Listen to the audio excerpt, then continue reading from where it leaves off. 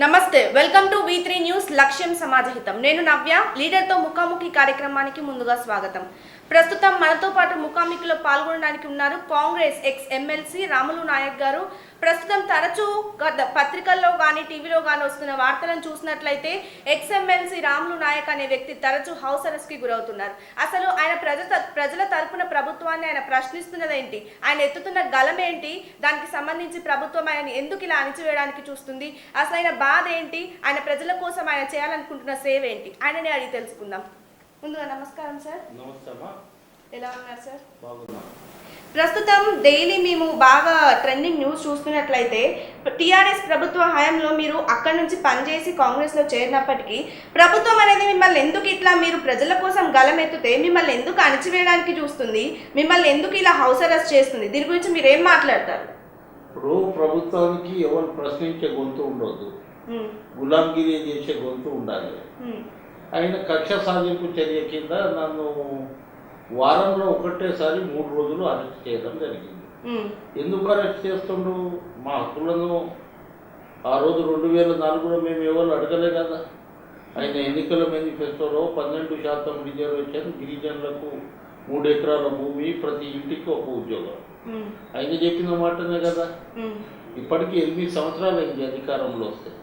మొట్టమొదటి సంతకం పెడతా అన్నాడు. మొట్టమొదటి సంతకం కాదు కదా, 8 సంవత్సరాలలో 1991 సెన్సెస్, 2001, 2011 ఈ సెన్సెస్ ప్రకారం చేస్తే 10% రిజర్వేషన్ వీళ్ళకు వస్తుంది. ఆ రిజర్వేషన్ ఇవ్వకుండా కాలయాపన చేసి ఈ 8 సంవత్సరాలలో విద్య కానీ ఉద్యోగాలలో కానీ ఎంతో లాస్ అయింది. ఇవాళ ఏమో దానికి నోటిఫికేషన్ ఇచ్చిండు. మా డిమాండ్ ఏముందంటే, మీరు నోటిఫికేషన్ ఇవ్వడానికి మేము స్వాగతిస్తున్నాం, కానీ రిజర్వేషన్ పెంచి నోటిఫికేషన్ కనుక ఇస్తే లాభం ఉంటుండే. ఇప్పటికే 8 సంవత్సరాలలో మెడికల్ సీట్లు పోయినాయి. తర్వాత ఎంతోమంది, లక్షలాది మంది ఇంజనీర్లు, సైంటిస్టులు, డాక్టర్లు రకరకాలుగా ఇదవుతుండే. రెండవది, ఎవరైతే సర్వీస్లో ఉన్నారో వాళ్ళు ప్రమోషన్ వస్తుండే. తెలంగాణ ఎందుకు తీసుకొచ్చినాం? తెలంగాణ వస్తే మా బతుకులు బాగుపడతాయి, తెలంగాణ వస్తే అందరికీ బాగుంటుంది. ఈయననే చెప్పింది కదా, తెలంగాణ వస్తే అందరికంటే బాగుపడే కులం ఏదన్నా ఉంటే అది లంబాడ కులం అని చెప్పింది. ఇవాళ ఇవన్నీ అడిగే వరకు మీరు నన్ను ప్రశ్నించే గొంతు ఇంత తెలంగాణలో నేను ఒక 10,000 టెంట్లో మాట్లాడిండవచ్చు. కానీ ఇట్లా అరెస్టులు, హౌస్ అరెస్టులు, ఎప్పుడు పోలీసులు. ఇప్పుడు మీరు చూస్తారు, మీరు వచ్చారు కదా ఇంటి ముంగట ఏవో చాలు. ఇప్పుడు వరకు కొద్దిగా నుంచి 100 మంది ఉండే. అరే నేను వెళ్తిపోతున్నాను, నాకు పని ఉందంటే లేదా సార్ మీరు ఎక్కడ పోవద్దు. ఇప్పుడు మా వాళ్ళు ప్రగతి భవన్ని, మా వెంకటపచారావు వాళ్ళ ఇల్లు అందరూ ముట్టడిచ్చారు. ఇలా రగులుతున్న సమస్య, న్యాయమైన సమస్య. ఆ రోజు నేను ఎమ్మెల్సీ ఉన్నప్పుడు ట్రైబల్ అడ్వైజరీ కమిటీ ఏదైతే ఉందో, ట్రైబల్ ఆ కమిటీలో అది సెకండ్ క్యాబినెట్ మంత్రుల గేట్లో ఉంటుందో ఆ కమిటీకి అంత ఉంటుంది. ఆ కమిటీలో ఆ రోజు 26/6/2015 12 మంది శాసనసభ్యులు, నేను ఒక ఎమ్మెల్సీ, సీతారాం నాయక్ ఎంపీ, తర్వాత 2 కుల సంఘ నాయకులు, వీళ్ళు స్పెషల్ ఇన్వైటీ 12 మంది ఎమ్మెల్యేలు, నేను. గవర్నమెంట్ అఫీషియల్, అది అఫీషియల్ కమిటీ, అఫీషియల్ మీటింగ్. ఒక 20-25 మంది అధికారులు, ఐఎస్ఆర్ అధికారులు, గ్రూప్ 1 ఆఫీసర్లు, మంత్రి అందరు కలిసి ఆ రోజు తీర్మానం ఏం చేసినామంటే, మా జనాభా ఎంతనో మా వాటా అంత. అప్పుడు మొత్తం జనాభా 10 జిల్లాల లెక్కలు తీస్తే 9.08 అయింది. అంతకుముందు 9.34 ఉండే. 7 మండలాలు, భద్రాచలం మండలాలు ఆంధ్రలో పోయినందుకు 9.08 అయింది. ఆ 9.08 మాకు రిజర్వేషన్ ఇవ్వండి అని తీర్మానం పాస్ చేస్తే అది ఇచ్చారు. 1/7/2015 ఎక్క కమిషనర్, ట్రైబల్ వెల్ఫేర్ కమిషనర్ ఎక్క, ఆ రోజు ఆయన లెటర్ రాసింది. జిఓఎంఎస్ నంబర్ 167, ఎన్టీ రామారావు 15/6/1986, 6/7 అది. ఆ రోజు 4% నుంచి 6% చేసింది, జిఓ తోటి ఇచ్చింది. అదాన్ని కోడ్ చేసుకుంటా వీళ్ళు చేసిన తీర్మానం కరెక్టు, వీళ్ళకి ఇచ్చేయాలని గజెట్లో ప్రింట్ చేయమని గవర్నమెంట్కి రాసింది. గవర్నమెంట్ ఎవరు? సెక్రటరీ. ఆ సెక్రటరీ ఆ లెటర్ని ఆడబెట్టేసి ఇంతవరకు కాలయాపన చేసి అందులో క్లియర్గా ఉంది. ఆర్టికల్ 16(4) ప్రకారము ఇది రాజ్యాంగంలోనే ఉంది, వీళ్ళ రిజర్వేషన్ మీరు ఇచ్చేయవచ్చు, రాష్ట్ర ప్రభుత్వానికి ఇచ్చేయవచ్చు అని చెప్పి ఇక్కడ ఇవ్వకుండా అసెంబ్లీలో బిల్ పాస్ చేసి మైనారిటీ బిల్ తోటి ఈ బిల్ని చేసి, నేను ఆ రోజు అన్న గవర్నమెంట్ బిల్ని మైనారిటీ బిల్ని కలపవద్దు, అది మతపరమైన రిజర్వేషన్, ఇది జనాభా ప్రతిపాదిక ఉన్న రిజర్వేషన్, అందు గురించి దాన్ని కలిపితే రాదు రాదు రాదు అని ఆ రోజు ఒప్పుకున్నాం. మీరు జీవో ఏదైతే ఉందో అది మాకు ఇచ్చేయండి, మేము ఇది చేస్తామంటే ఇందిరాసాని కేసు 50% దాటవద్దు, 50% దాటితే కొట్టేస్తారని చెప్పింది. ఆ రోజు చెల్లప్ప కమిటీ చేసి 3 సంవత్సరాలు కాలయాపన చేసి, చెల్లప్ప కమిటీ కింద 10% వీళ్ళకి ఇచ్చేయాలని చెప్పింది. చెల్లప్ప కమిటీ రిపోర్ట్ని ఇంప్లిమెంటేషన్ చేయలే.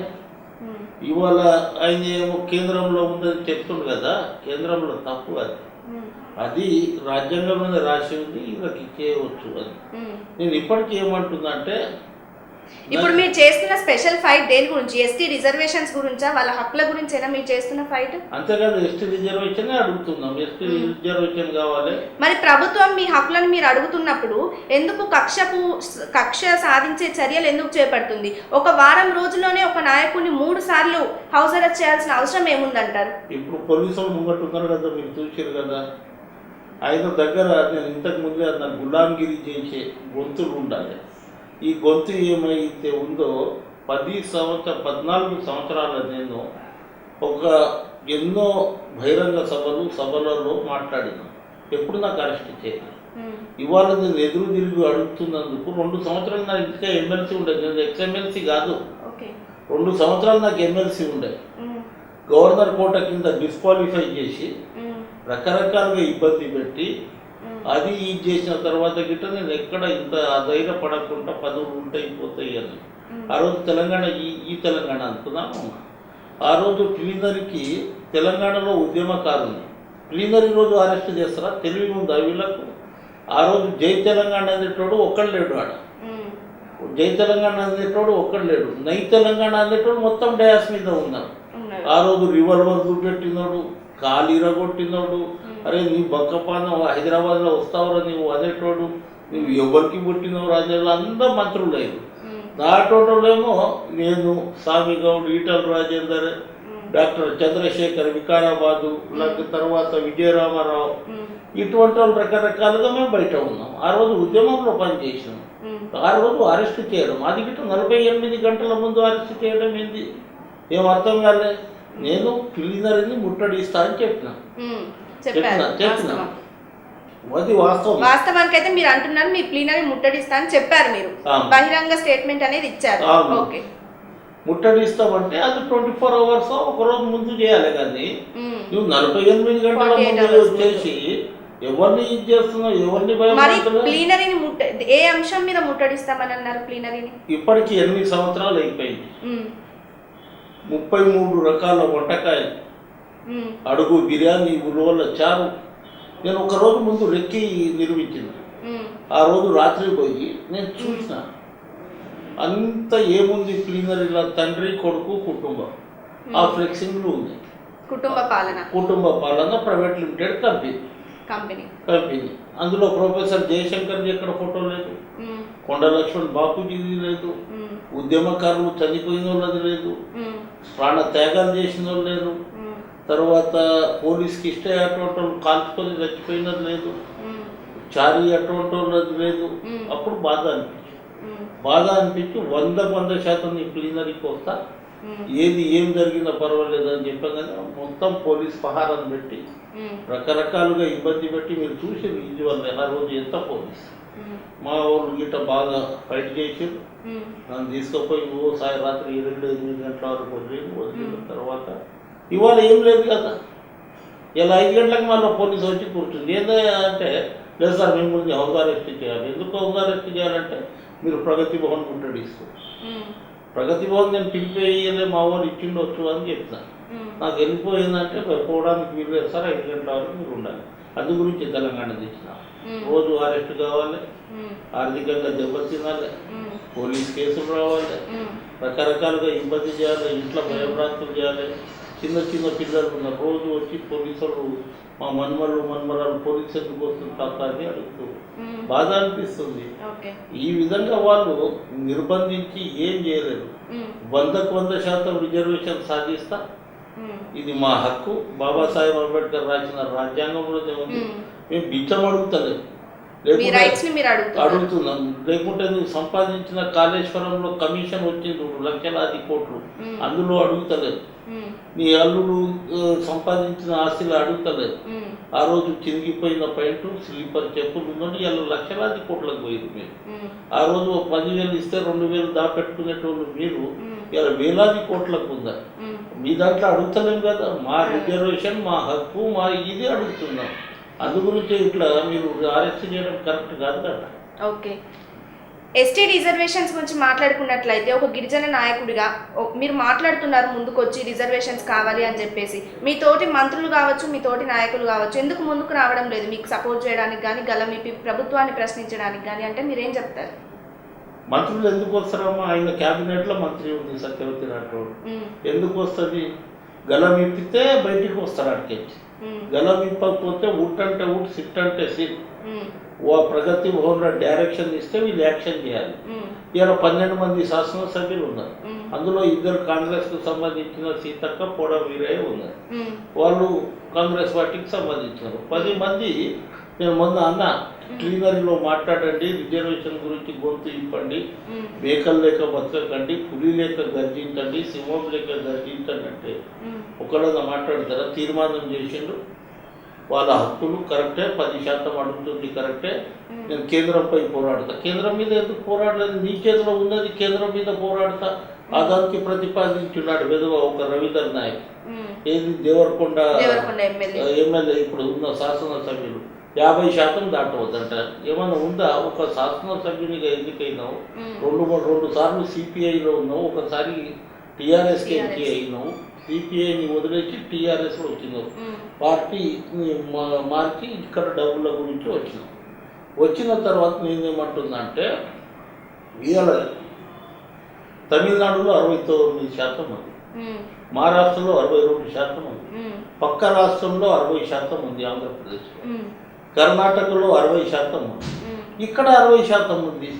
25% ఏమో బీసీలు, 4% ఏమో మైనారిటీలు, 29 15% ఏమో మన ఎస్సీలు, 40%, 44%, 6% మేము 50 అయింది.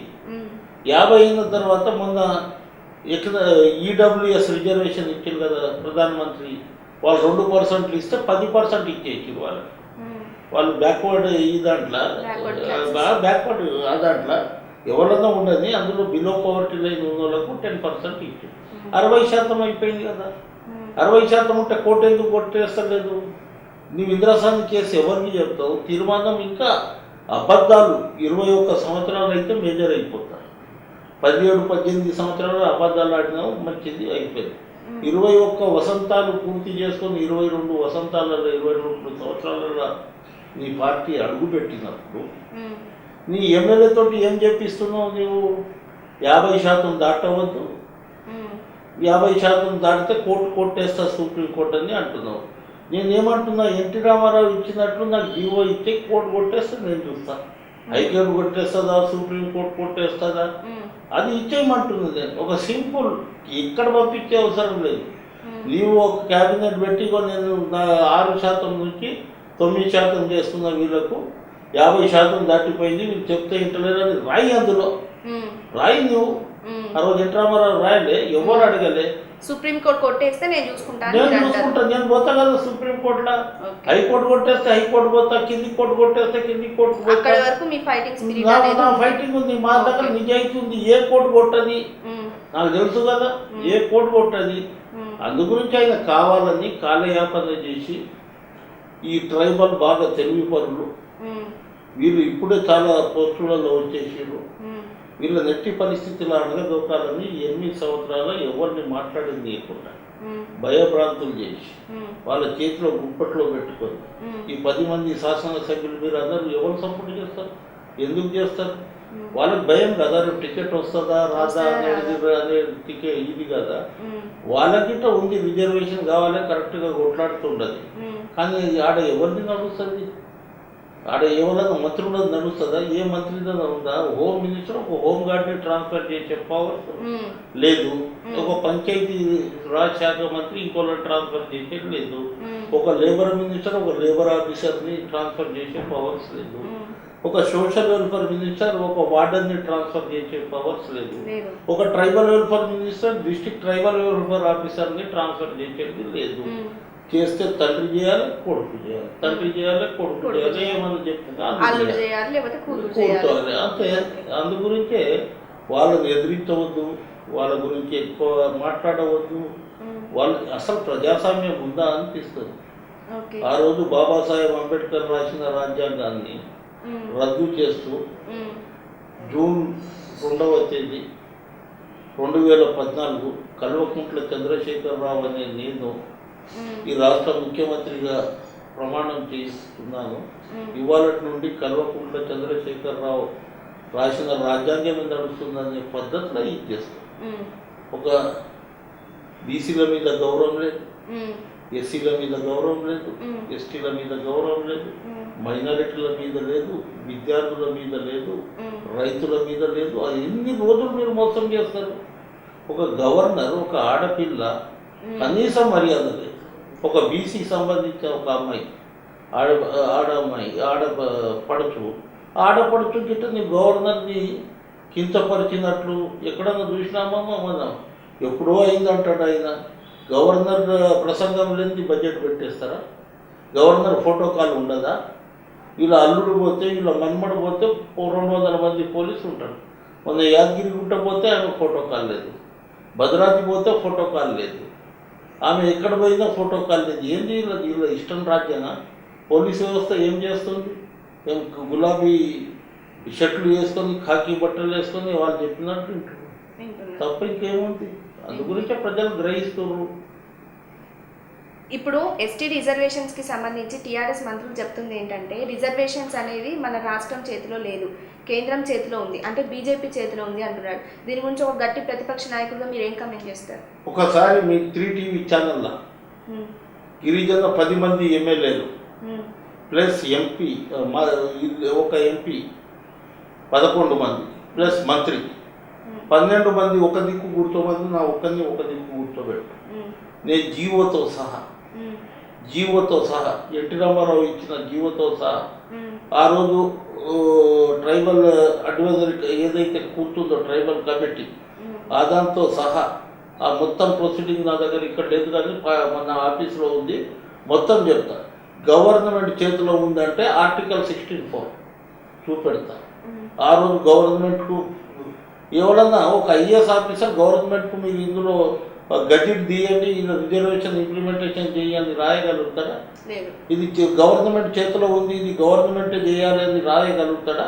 అవి అన్నీ చూపెడతాయి. ఎందుకు చెప్తారు? ఎందుకు అబద్ధాలు చెప్తారు? కేంద్ర ప్రభుత్వం చేతిలో ఎట్లా ఉంటుంది? కేంద్ర ప్రభుత్వం చేతిలో ఏముంటుందంటే ఎవరన్నా కులాలను కలుగుతాయి. చూడండి మీరు, ఈ లంబాడా గిరిజనులు 1976 వరకు లేరు ఎస్టీల. అదే ఆంధ్రాలో ఏమో లంబాడీలని, సుగాలీలని, రాయలసీమలో లంబాడీలని 1956 నుంచి అక్కడ రిజర్వేషన్. అప్పుడు ఒకటే రాష్ట్రం కదా, ఒకటే రాష్ట్రం, ఒకటే భాష, ఒకటే వేషం. అక్కడ ఉంది, ఇక్కడ ఎందుకు లేదు? మాకు రిజర్వేషన్ లేదన్నది కాదు. అప్పుడు ఇందిరాగాంధీ ఏం చేసిందంటే ఇది కరెక్ట్. ఆ రోజు కాసు బ్రహ్మానంద రెడ్డి ముఖ్యమంత్రి, బాన్స్వాడలో ఒక మీటింగ్ అయింది. ఆ బాన్స్వాడ మీటింగ్లో ఆ సంవత్సరం యాద లేదు, రామారావు మహారాజ్ ఏదైతే గిరిజనుల గురువు ఏదైతే రామారావు మహారాజ్ పిలిచి, ఆ రోజు కాసు బ్రహ్మానంద రెడ్డి ఇక్కడ ముఖ్యమంత్రి ఉన్నప్పుడు పిలిచి, ఆ రోజు మీరు చెప్పిన మాట వాస్తవని ఒక 20-30 వేల మందితోటి బహిరంగ సభలో నేను తప్పకుండా ఇది చేస్తా అని, మళ్ళీ ఇక్కడికి ఆయన అక్కడ హోమ్ మినిస్టర్ పోయి, ఎక్కడ క్యాబినెట్ అక్కడ కేంద్రంలో అప్పుడు శ్రీమతి ఇందిరాగాంధీ ప్రధానమంత్రి అయితే అడిగింది ఆమె, ఇది ఏంది, ఇది బాగా తిరుగుతున్నారు రవీంద్ర నాయక్ వీరు అంటే, అవునమ్మా ఎస్, ఒకటే రాష్ట్రంలో 2 వ్యత్యాసాలు ఎట్లా ఉంటాయి, కరెక్టే వీళ్ళు అడిగిందని. ఆ రోజు 1976లో తెలంగాణలో 20 సంవత్సరాలు వెనకకు పోయినాం. అదే ఆంధ్రతోటి సమానంగా ఇస్తామే ఇంకా 20 సంవత్సరాల ముందు మా రిజర్వేషన్ ఉంటుండే కదా. కానీ ఇవాళ తెలంగాణ తీసుకొచ్చిన తర్వాత 8 సంవత్సరాలు వెనకకు పోయినాం. రాములు నాయక్ గారు, ఒక విషయం ఏదేమైనప్పటికీ మీరు జనాలకైతే ఒకటి క్లారిటీ ఇస్తున్నారు, ఏంటంటే రిజర్వేషన్స్ అనేవి రాష్ట్రం చేతిలోనే ఉన్నాయి, కేంద్రం చేతిలో అయితే లేదనేసి మీరు గట్టిగా చెప్పగలరా? ఇద్దరం అసెంబ్లీ దగ్గర లేకుంటే రాజ్భవన్ దగ్గర ఉరితాడు తీసుకొని పోతాం, ఎక్స్పర్ట్ని తీసుకోవాలి. ఇప్పుడు రామ్ జెఠ్మలాని, సల్మా ఖుర్షీ, పెద్ద పెద్ద లాయర్లు ఉన్నారు కదా. ఇప్పుడు సుప్రీంకోర్టు జస్టిస్ ఉన్నారు మన రమణ సార్, మనకి ఇక్కడ మన రాష్ట్రానికి సంబంధించిన హైకోర్టు వాళ్ళు ఉన్నారు. ఒక 10 మంది లాయర్లు, ఎక్స్పర్ట్ కమిటీ. రాములు నాయక్ చెప్తుంది తప్పు చెప్తున్నట్టే ఆడనే ఊరి వేసుకొని వస్తాం. రాములు నాయక్ కరెక్ట్ చెప్తున్నట్టే మీరు ఊరి వేసుకుంటారా? లేకుంటే సారి చెప్పగలుగుతారా జనాలు? 100% రామానండి ఎవరు వస్తారు? తరచూ ఇట్లా మిమ్మల్ని హౌస్ అరెస్ట్ చేసి పెట్టడం వల్ల పర్సనల్, వ్యక్తిగతంగా కావచ్చు, వృత్తిపరంగా కావచ్చు, ఎలాంటి సవాళ్ళను, ఎలాంటి సమస్యలను మీరు ఎదుర్కొంటున్నారు యాజ్ ఎ పొలిటీషియన్ గా? ఇప్పుడు వాళ్ళేమో నన్ను ఎంత నిర్బంధిస్తే అది మంచి పద్ధతి కాదు. ప్రభుత్వం ప్రశ్నించే గొంతుని మీరు ఎంత నొక్కితే వాళ్ళని నువ్వు అట్లా కొడితే అది రిటర్న్ వస్తుంది. అట్లా నువ్వు నాకు వారానికి ఒకసారి కేసులు పెట్టో, జైలుకు పంపియో. మొన్న ఎవరో అంటుండే నీ మీద రౌడీ షీట్ ఓపెన్ చేస్తాం చేయమన్నా, తర్వాత పీడీ యాక్ట్ పెడతాం, 15 నెలలు నీకు జైలుకు పంపిస్తాం, నీ ఎలక్షన్లో నేను పోటీ చేయకుండా చేస్తాం, రకరకాలుగా నీకు ఫైనాన్షియల్గా ఇబ్బంది చేస్తాం, మీ పిల్లల మీద కేసులు పెడతాం, మా చేతిలో ప్రభుత్వం ఉంది, మీరు ఏం చేసుకుంటావో చేసుకునే పద్ధతిలో భయపెట్టిస్తాడు. భయపెట్టించిన మాత్రాన నా హక్కుల గురించి, గిరిజనుల హక్కుల గురించి 100% పోరాడతా, 100% కొట్లాడతా, 100% రిజర్వేషన్ సాధిస్తా అంటారు మీరు. ఇప్పుడు తెలంగాణ రాష్ట్రం ఏర్పడిన తొలినాళ్ళ నుంచి తెలంగాణ ఉద్యమంలో కూడా తెలంగాణ కోసం పోరాడిన వ్యక్తులు అంటే రాములు నాయక్ పేరు ఖచ్చితంగా చూసుకోవచ్చు. ఈ ప్రొపగాండాలో చూసుకున్నట్లయితే రాములు నాయక్ అనే వ్యక్తి టీఆర్ఎస్ వ్యవస్థాపక సభ్యుల్లో ఒకళ్ళంటే మీరు ఒప్పుకుంటారా? ఆయననే ఒప్పుకుంటాడు ముఖ్యమంత్రి. నేను ఒప్పుకోవడం ఏంది, నా గురించి నేను చెప్పుకోవడం ఏంది? ఆ రోజు నేను ఒక్కరిని ఉంటే నా వెంబడి రాములు నాయక్ అటువంటి ఉన్నాడు. ఆ రోజు నేను రాముడు అయితే నాకు హనుమంతుడు.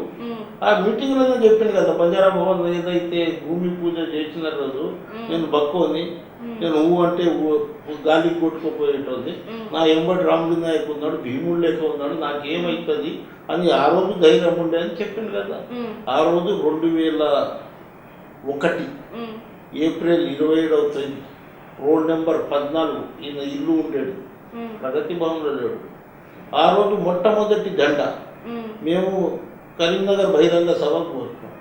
ఫస్ట్ దండ ఎక్కించినాం నందినగర్ తాండలో ఎక్కించినప్పుడు మీకు 12% రిజర్వేషన్ ఉంది.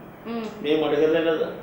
2004 ఎన్నికల మేనిఫెస్టో తీయండి 12%, 2009లో తీయండి ఏమన్నాడు, 2014లో మేనిఫెస్టో తీయండి ఏమన్నాడు, 2018 మీద తీయండి ఏమన్నాడు. నేనన్నా మీరు ప్రగతి రేపు పెట్టే ప్రిలిమినరీలో మీరు ఇచ్చిన వాగ్దానాలు ఎన్ని అమలైంది, ఎన్ని కాలేదో దాని మీద రివ్యూ చేయమన్నా.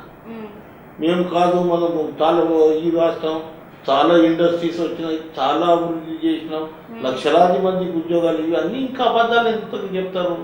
22 సంవత్సరాలు అయింది అబద్ధాలు చెప్పి 8 సంవత్సరాలు అయింది అని నువ్వేం చేసినావు? దళితునికి ముఖ్యమంత్రి అన్నావు, చేసినావా?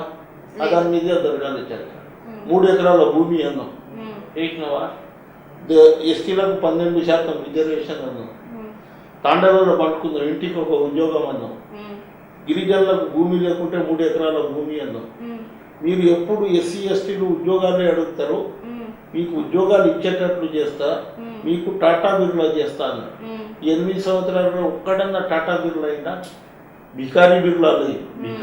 బికారీ అంటే బిచ్చం అడుక్కునే బిర్లా. నేను కనీసం షూట్ బూట్ వేసుకునే బిర్లను తయారు చేయమన్నా ఆ రోజు కౌన్సిల్లో అన్నా.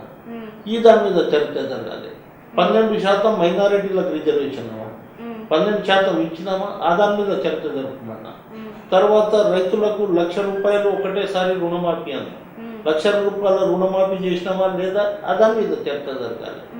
ఆ రోజు హాయిగా పెరుగన్నం తిని తెలంగాణ వస్తే హాయిగా అరుగు మీద పడుకోనే రోజులు వస్తున్నాయి అన్న. పెరుగు అన్నం తిని, పురుగుల అన్నం తిని చనిపోతే ఒక రైతులన్న పలకరించినావా? దాని మీద చర్చ జరగాలి. అందరికంటే ఎక్కువ విద్యార్థులే ఇది చేసారు. నాకు ఉస్మానియా కాకతీయ యూనివర్సిటీ అని చెప్పిన, మీ ప్రతి ఒక్కరికి ఉద్యోగం వస్తారు, అందరికంటే విద్యార్థులే బాగుపడతారన్న. ఈ 8 సంవత్సరాలు ఎంతమంది విద్యార్థులకు మనం ఉద్యోగాలు ఇచ్చినాం? తెలంగాణ రాకముందు వాళ్ళ పరిస్థితి ఏంది, తెలంగాణ వచ్చిన తర్వాత 8 సంవత్సరాలు వాళ్ళ పరిస్థితి ఏంది? పోయినసారి నిరుద్యోగ వృత్తి అన్నాం, ఎంతమందికి ఇచ్చినాం? దాని మీద చర్చ జరగాలి. నేను రైతు బంధు స్కీమ్ ఇస్తున్నా. మరి ఒక ప్రొపగండా డిమాండ్ చేస్తున్నారా? ఎంతమంది విద్యార్థులు బాగుపడ్డారు, ఎన్ని ఉద్యోగాలు మంజూరైన అదంతా అడుగుతున్నారా? 100% అడుగుతున్నా కదా, 100% అడుగుతున్నా. కేవలం మీరు ఒక్కరే అడుగుతున్నారా? మీ పార్టీ వాళ్ళు కూడా మీకు సపోర్ట్ చేసి అందరు అడుగుతున్నారు కదా, అందరు అడుగుతున్నారు. మరి గలం అనేది కొంచెం తక్కువైనట్టు అనిపించట్లేదు, పెరగాలి అనిపించట్లేదా? ఇప్పుడు మీ అటువంటి చిన్న టీవీలు చూపెడుతున్నారు అమ్మా, మాకు పెద్ద టీవీలు అంతా అక్కడనే ఉన్నాయి కదా, పాపం వాళ్ళని గిట్ట భయభ్రాంతులు చేస్తుండు. ఇవాళ ఏ టీవీ మా గురించి మాట్లాడుతుంది, ఏ పేపర్ మా గురించి మాట్లాడుతుంది? అందు గురించే నేను ఏమంటుందంటే, ఎస్సీ ఎస్టీ బీసీ మైనారిటీ ప్రజలు ఈ టీవీలను ఈ పేపర్లను బైకాట్ చేయండి. ఇక్కడ రామారావు మాట్లాడితే ఇంత పెద్ద పేజీ రాస్తాడు. నేను ఇంత మాట్లాడుతున్నా, ఇంత సబ్జెక్ట్ మాట్లాడితే ఎక్కడ చూపెడతారా? లేదు. ఇదే ఇంతమంది పోలీసులు ఉన్నారు, చూపెడతారా? లేదు. వాళ్ళు రామారావు పోది ట్విట్టర్లో ఇట్లా నండి మొత్తం రాష్ట్రం వస్తుంది. కవితమ్మ ఇట్లా సిగముక్కని దుర్గామాత ఏది విజయవాడ దుర్గమాత ఊగిందని రాస్తారు. ఇవాళ వాళ్ళు ఎక్కడన్నా పోది వాళ్ళ గురించి ఉంటాయి. మా తాత ముత్తాతలు ఎప్పుడు చెట్లు నాటలే, సంతోషరావుకు గిన్నీస్ బుక్ రికార్డ్ అవుతుంది. ఆదాయం మీద జరగండి, ఆధార్ మీద రివ్యూ పెట్టండి. ఎన్ని మొక్కలు తీసుకున్నారు, ఎక్కడికించి వచ్చింది, ఎన్ని కోట్లు పెట్టిరు, ఎన్ని మొక్కలు బతికింది, ఆధార్ మీద చర్చ జరపండి. ఇవాళ నువ్వు వయసులో రిజర్వేషన్ ఇస్తావు, సారా అమ్ముకో దాంట్లో రిజర్వేషన్ ఇస్తావు. ఎక్కడన్నా చూసినామా 7 గంటలకు వైన్ షాపులు, 7 నుంచి 8 గంటల వరకు తాగు, 8 నుంచి 9 గంటల వరకు ఊగులాడు, 9 నుంచి 10 గంటల వరకు కొట్లాడు. ఇవాళ మా ఊరు మా బడి అంటున్నాను. నేనేమంటున్నా, మా ఊరు మా బెల్ట్ షాపులు, మా ఊరు మా బెల్ట్ షాపులు. ఇవాళ నీ రెవెన్యూ ఎంత? ఆ రోజు రెవెన్యూ అంతా ప్రతి జాగాలో నువ్వు ఎక్కడన్నా టీ దొరకదు. కానీ మారుమూల ప్రాంతంలో ఏ డబ్బాలైనా, కిల్లు పాన్ షాపులు కానీ, ఏదన్నా మన చిన్న దుకాణాలలో ఇవాళ బెల్ట్ షాపులు ఉన్నాయి. అది కోటర్లు దొరుకుతున్నాయి, చీప్ లిక్కర్ దొరుకుతున్నాయి. ఎందుకు రేషన్ షాపులన్నా ఇచ్చే రాదు? ఇప్పుడు బియ్యం ఎట్లా ఇస్తున్నామో అట్లనే రేషన్ షాపులో పెట్టు, ఒక పని అయిపోతుంది. ఆ కోపంలో ఎంత తాగుతుంది అని రాయి. ఇవాళ ఏంది నీకు గుడంబ మీద ఉన్నా, ఇప్పుడు గుడంబ మీద నీవేమో గిరిజనులు లేపుతారు. గుడంబ తాగితే మంచిది కాదు, చాలా మంది చనిపోతున్నారు అన్నారు. గుడంబ ఆ రోజులలో రెవెన్యూ రాదు ప్రభుత్వానికి. చీప్ లిక్కర్ తాగితే రెవెన్యూ వస్తుంది కదా. గుడంబాన్ని బంద్ చేసి ఆ రోజు 20 రూపాయలలో ఒక బాటిల్ దొరికే గుడంబాన్ని ఇవాళ 150 రూపాయలు మీకు ఏం చేసిండు అయినా చీప్ లిక్కర్ ఇస్తుండ్రు. ఇది కష్టం చేసింది డెఫినెట్గా 150 రూపాయలు ఇవ్వాలి. ఆడ 20 రూపాయలకు దొరికే మందు 150 రూపాయలు చేసిండు. అందు గురించే 2000 పింఛన్ ఇస్తున్నాయి. నేను ఈ అబ్బాయి ఇద్దరం అన్నదమ్ములు అనుకుంటా. సాయంత్రం ఇద్దరికి ఒక కోటర్ కావాలి కదా, థమ్స్అప్ కోటర్. నేను ఆటో నడిపిస్తే ఈయన కారు నడిపిస్తాను. సాయంత్రం కావాలి కదా, నా 3000 ఈయన 3000, 6000 పోయినాయి కదా. మా అమ్మకి ఇచ్చే పింఛన్ 2000, సంవత్సరానికి 6 నెలలకు ఇచ్చే 5000, మరి 6 36,000 వస్తుంది. మాకు ఇచ్చేది 12, 5, 17,000, 19,000 మళ్ళీ తీసుకొని పోతుంది కదా. అందు గురించి మా ఊరు మా బెల్ట్ షాపులు ఇంట్రడ్యూస్ చేసి నేను 2000 పింఛన్ ఇస్తున్నా, నేను 5,000 రైతు బంధు ఇస్తున్నా అని చెప్తుండ్రు. 36,000 తీసుకొని మీకు 17,000 మీకు ఇచ్చి 19,000 మళ్ళీ తీసుకొని పోతాం. ఇది ఆయన పరిస్థితి. ఒకనొక టైంలో రాజకీయాలలో కేటీఆర్ చేయబట్టే నా రాజకీయ జీవితం అనేది ఖరాబ్ అయింది, ఆయన వల్లనే నా రాజకీయ జీవితం అనేది కొంచెం డిస్టర్బెన్స్ అని వ్యాఖ్యానించిన మీరు ఈరోజు సంతోష్ రావును కూడా ఎందుకు టార్గెట్ చేస్తున్నారు? వాళ్ళు ఇప్పుడు సంతోష్ రావే కాదు, కేటీఆర్ కాదు, కేటీఆర్, హరీష్ రావు మేము ఇద్దరం ఒకటే జిల్లా. హరీష్ రావుకి ఎందుకు ఉంటుంది నేను మంత్రి కావాలని? ఆయన చూడు ఆ జిల్లాలలో ఇంతవరకు 2014లో గవర్నమెంట్ వచ్చింది, ముఖ్యమంత్రి అయింది. 2014 నుంచి ఎవరైనా మంత్రి అయిందా? ఇంకోటి ఒక జిల్లాకి నుంచి ఇద్దరు మంత్రులు ఉంటారు, అల్లుడే ఉండాలి. రాములు నాయక్ మారుమూల ప్రాంతం, నారాయణఖేడ్, మంచి పట్టు ఉంది గిరిజనుల. ఈయనకు మంత్రి కనుక ఇస్తే నాకు కొంచెం ఇబ్బంది అవుతుంది. అందు గురించి చాడీలు చెప్పడం మొదలుపెట్టారు. ముందుగా బావ, తర్వాత బొమ్మరిది, తర్వాత బిడ్డ సంతోషరావు ల్యాండ్లు కబ్జా చేస్తాడు సార్, వాడిని భయపెట్టిస్తాడు, రివాల్వర్ తీసి చూపెడతాడు, ఆన్ని కొడతాడు, ఈయన్ని కొడతాడు అని చెప్పి. మీ మీద భూ కబ్జాల గురించి వస్తున్న ఆరోపణలకు మీరు ఎలా స్పందిస్తారు? భూ కబ్జాలు ఎవరు చేసారు? ఒక కేసు లేదు నా మీద.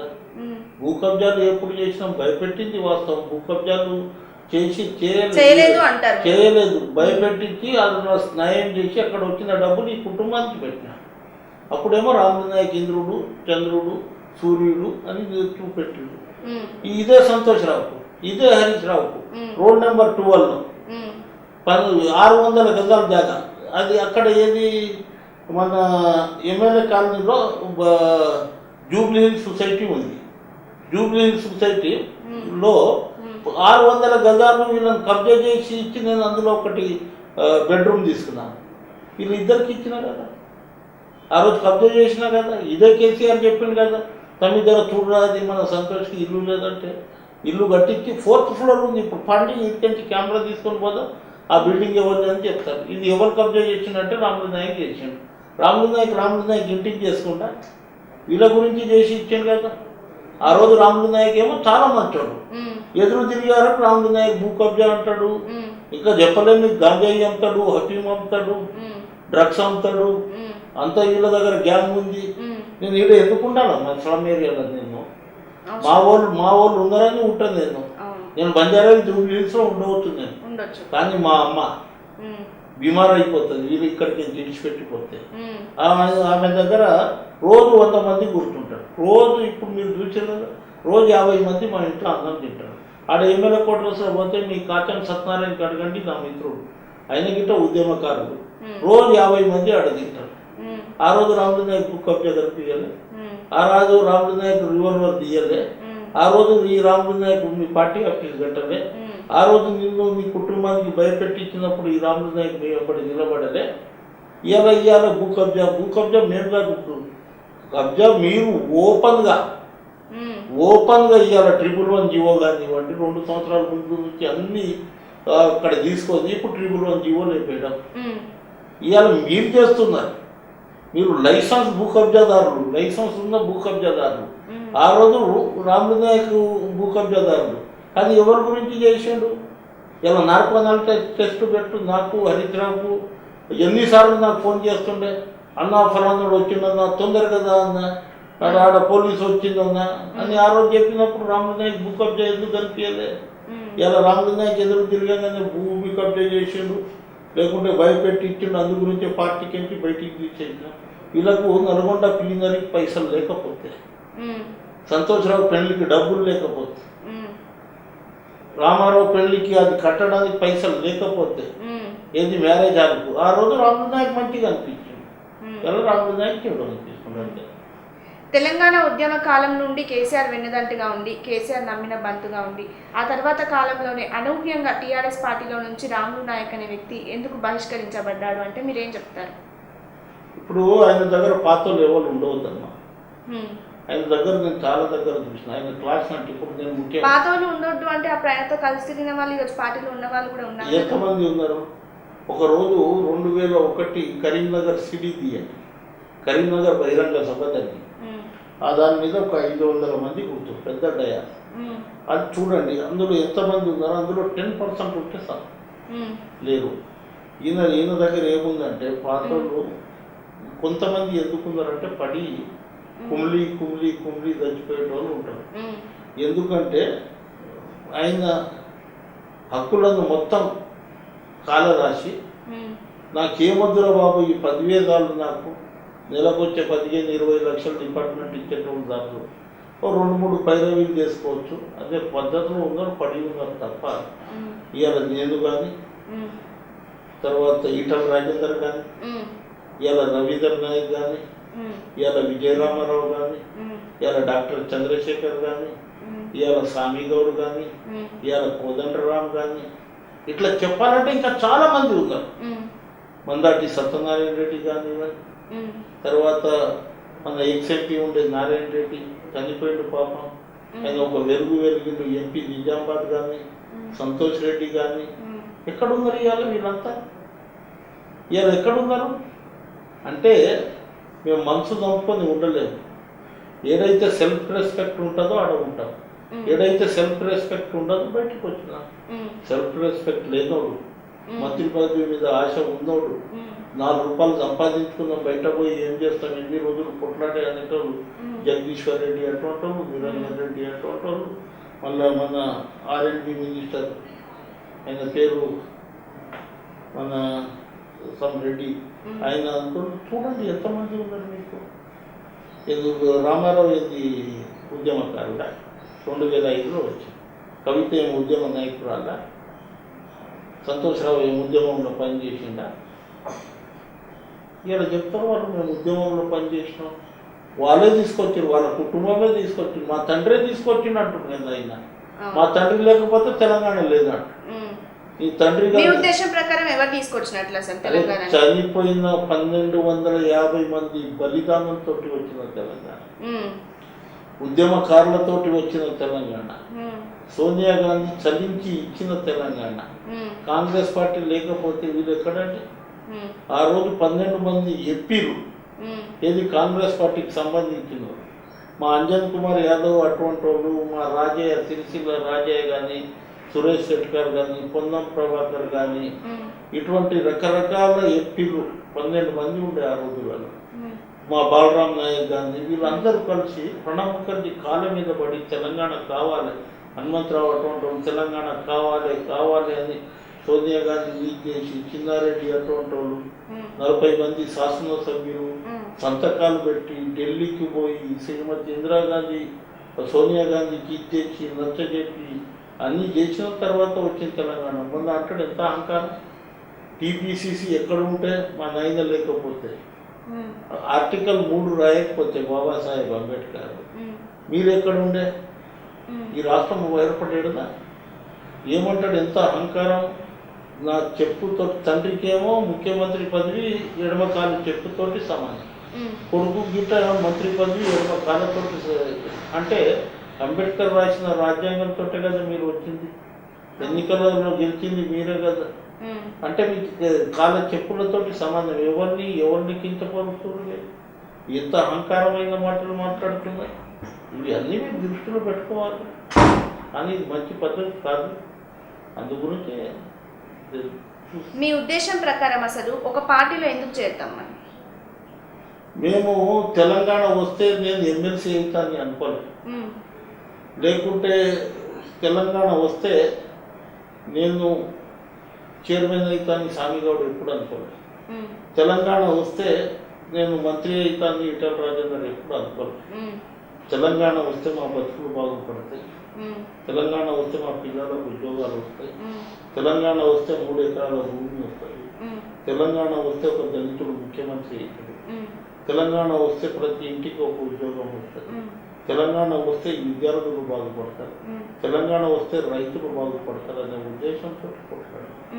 కానీ ఈయనకు ఒక రీజన్ ఉండే, తెలంగాణ వస్తే నేను ముఖ్యమంత్రి అవుతాను, నా కుటుంబం ఆర్థికంగా బాగుపడుతుంది, ఎవరికి ఉద్యోగం రాకపోయినా మా ఇంట్లో అందరికీ ఉద్యోగం వస్తుంది, అందరికీ ఉద్యోగం ఇస్తాను. ఇలా ఒక పార్టీలో మేము చేరాలంటే ఆ రోజు తెలంగాణ ఉద్యమంలో ఆ రోజు చంద్రబాబు ముఖ్యమంత్రి ఉన్నప్పుడు 2 చేతులు నాకు ఇట్లా పట్టుకుంటూ, డిటి నాయక్ బిడ్డే పెండ్లి IPS డిటి నాయక్ సాబ్ నీకు పోవద్దు, నీకు నా దగ్గర మంచి ఫ్యూచర్ ఉంది, నువ్వు తొందరపడుతున్నావు అంటే సార్ నేను కేసీఆర్ మాట ఇచ్చిన, కేసీఆర్ కాదు అప్పుడు చంద్రశేఖరరావు మాట ఇచ్చిన సార్ తెలంగాణ ఇంపార్టెంట్, అందు గురించి మా తెలంగాణ మాకు కావాలనే ఉద్దేశంతో వచ్చినాం టీడీపీకి. ఇలా ఏంది మేము అప్పుడు ఈడ వస్తే మేము మంత్రులు అవుతామని చెప్తాం. ఎలాంటి పదవిని ఆశించి రాలేదు, కేవలం తెలంగాణ రాష్ట్రం బాగుపడితే చాలు, అందుకే నేను వచ్చానని రాములు నాయక్ గారు అంటారు, స్పష్టం చేస్తున్నారు. ఇప్పుడు ఆ మధ్య టీఆర్ఎస్ నుంచి మిమ్మల్ని బహిష్కరించినాక అందరూ చర్చించుకున్న అంశాలు చూసినట్లయితే రాములు నాయక్ అనే వ్యక్తి టీఆర్ఎస్ పార్టీలో ఉండి పార్టీకి అతీతంగా కార్యకలాపాలకు పాల్పడ్డాడు కాబట్టి ఆయన పార్టీలోంచి తీశాం. అంటే ఒక పార్టీలో ఉంటూ మనం ఆ పార్టీ కోసం పనిచేయాలి, కానీ రాములు నాయక్ అనే వ్యక్తి టీఆర్ఎస్లో ఉంటూ కాంగ్రెస్ వాళ్ళకి కొన్నిసార్లు ప్రచారంలో కూడా పాల్గొన్నాడు. ఇదంతా అధిష్టానం దృష్టికి వచ్చింది కాబట్టే రాములు నాయక్ని బహిష్కరించాము అని అంచనాలు అనుకుంటున్న పట్ల మీడియా వర్గాలకు మీరు ఎలాంటి క్లారిటీ ఇస్తారు ఈరోజు? నేను ఎక్కడన్నా కాంగ్రెస్ పార్టీకి ఆ మధ్య కాలంలో టీఆర్ఎస్ పార్టీలోనే ఉంటూ మీరు కాంగ్రెస్ నాయకులతో కానీ భేటీ అయ్యారు, అందుకే లేకపోతే కొన్నిసార్లు కాంగ్రెస్ ఎలక్షన్స్ అప్పుడు కూడా వాళ్ళకి మీరు ప్రచారం చేయడానికి వెళ్ళారని, ఇది అనేది కరెక్టేనా? అసలు తప్పమ్మా. కాంగ్రెస్ పార్టీకి ఒక ఎమ్మెల్సీ ఎట్లా ప్రచారం చేస్తారు నాకు తెలియదు. అది నేను నారాయణ ఖేడ్లో ఒక సభ పెట్టి నారాయణ ఖేడ్ టికెట్ నాకు ఇవ్వాలి, ఇండిపెండెంట్ గా అయినా పోటీ చేస్తా అని చెప్పినాను. అది రాష్ట్ర న్యూస్ వచ్చింది, అది పేపర్ వచ్చింది. ఆ రోజు కుంతియా ఎవరో నాకు తెలియదు అప్పటికి. ఆయన ఒక కాంగ్రెస్ పార్టీకి ఇక్కడ అబ్జర్వర్ గానీ తెలుసు. నా దగ్గర శర్మ అని ఒక నా మిత్రుడు ఉన్నాడు, అనేక ఇంటర్వ్యూలో చెప్పింది. ఢిల్లీలో పొల్యూషన్ ఎక్కువైంది ఆ మధ్యలో, అయితే ఢిల్లీలో ఖాళీ చేయమని కొంతమంది పెద్దలు చెప్తే ఆయన హైదరాబాద్ వచ్చింది, గోల్కొండ హోటల్ బుక్ చేసిన. ఆ రోజు నేను ఆడ గెలవడానికి పోయాను. ఆ రోజు ఇవాళ ఉన్న పిసిసి రేవంత్ రెడ్డి, మల్లియాస్కి గౌడ్, పొన్నం ప్రభాకర్ ముగ్గురు నాకు లిఫ్ట్లో కలిపారు. ఎక్కడ పోతాం అన్నట్టు నా మిత్రుడు వచ్చిండు అని చెప్పి, కానీ దాదాపు పైన పోతాం ప్లమ్ కేక్ తెచ్చిన అని కేకులు మనం చిన్నగా ఉన్నప్పుడు బెంగళూరులో ప్లమ్ కేకులు తింటే మా మల్లియాస్కి గౌడ పట్టుకోపోతే ఆడ ఛాయ్ తాగి కింది మంతనాలు కాంగ్రెస్ పార్టీ తోటి ఇది కుంచేది కలుస్తుండు అని ఆ స్కూల్లో. అప్పటికే నాకు పార్టీకి కొంత దూరం అవుతుంది. ఎందుకంటారు అంటే ఇండిపెండెంట్ గా పోటీ చేస్తా అని చెప్పి మీకు టికెట్ ఇవ్వలేదని. టికెట్ నేను అడగనేలే కదా, టికెట్ అడగనేలే, ఇంకా ఎలక్షన్ రానేలే అప్పటికి రానేలే. ఇంకా నాకు 2 సంవత్సరాలు ఉంది కదా, ఇంకా 2 ఇయర్స్. మెల్లమెల్లగా అడగడానికి చూస్తున్నారా? అడగడానికి చూస్తలేదు, అడగలేదు. నేను నా పార్టీకి అడుగుతున్నా, నాకు జనరల్ సీట్లు ఇవ్వండి, నేను ప్రజల మంచి, నేను ఎమ్మెల్సీ ఉండి లాభం లేదు, నేను రోజు ప్రజలతో మమేకమై ఉంటాను, రోజు నా దగ్గరకు వస్తారు, అది ఇవ్వండి అన్న. ఇదే ఆ సాగును పట్టుకొని కుంత్యతోటి కలిసిండు. అది అప్పటికే టీవీలో స్క్రోలింగ్ వస్తుంది, కుంత్యతోటి భేటీ అయిన రాములు నాయక్ గారు. నేను అప్పుడే అది ఈ ఫలాన్ని రూమ్ లో ఉన్నా, కుంత్యతోటి లేదు, రండి లంచ్ చేద్దాము, ఇప్పటికే మాకు దూరం అవుతుంది, మీరు ఇంకా ఈ వార్త రాస్తే ఎట్లా అని చెప్పినా అప్పుడు వాళ్ళు తీసేసారు. అరే కరెక్టే, మేము తప్పు, మేము వాడు కలవలేదు, డైరెక్ట్ పోయిండు అక్కడ అని తీసేసారు వాడు.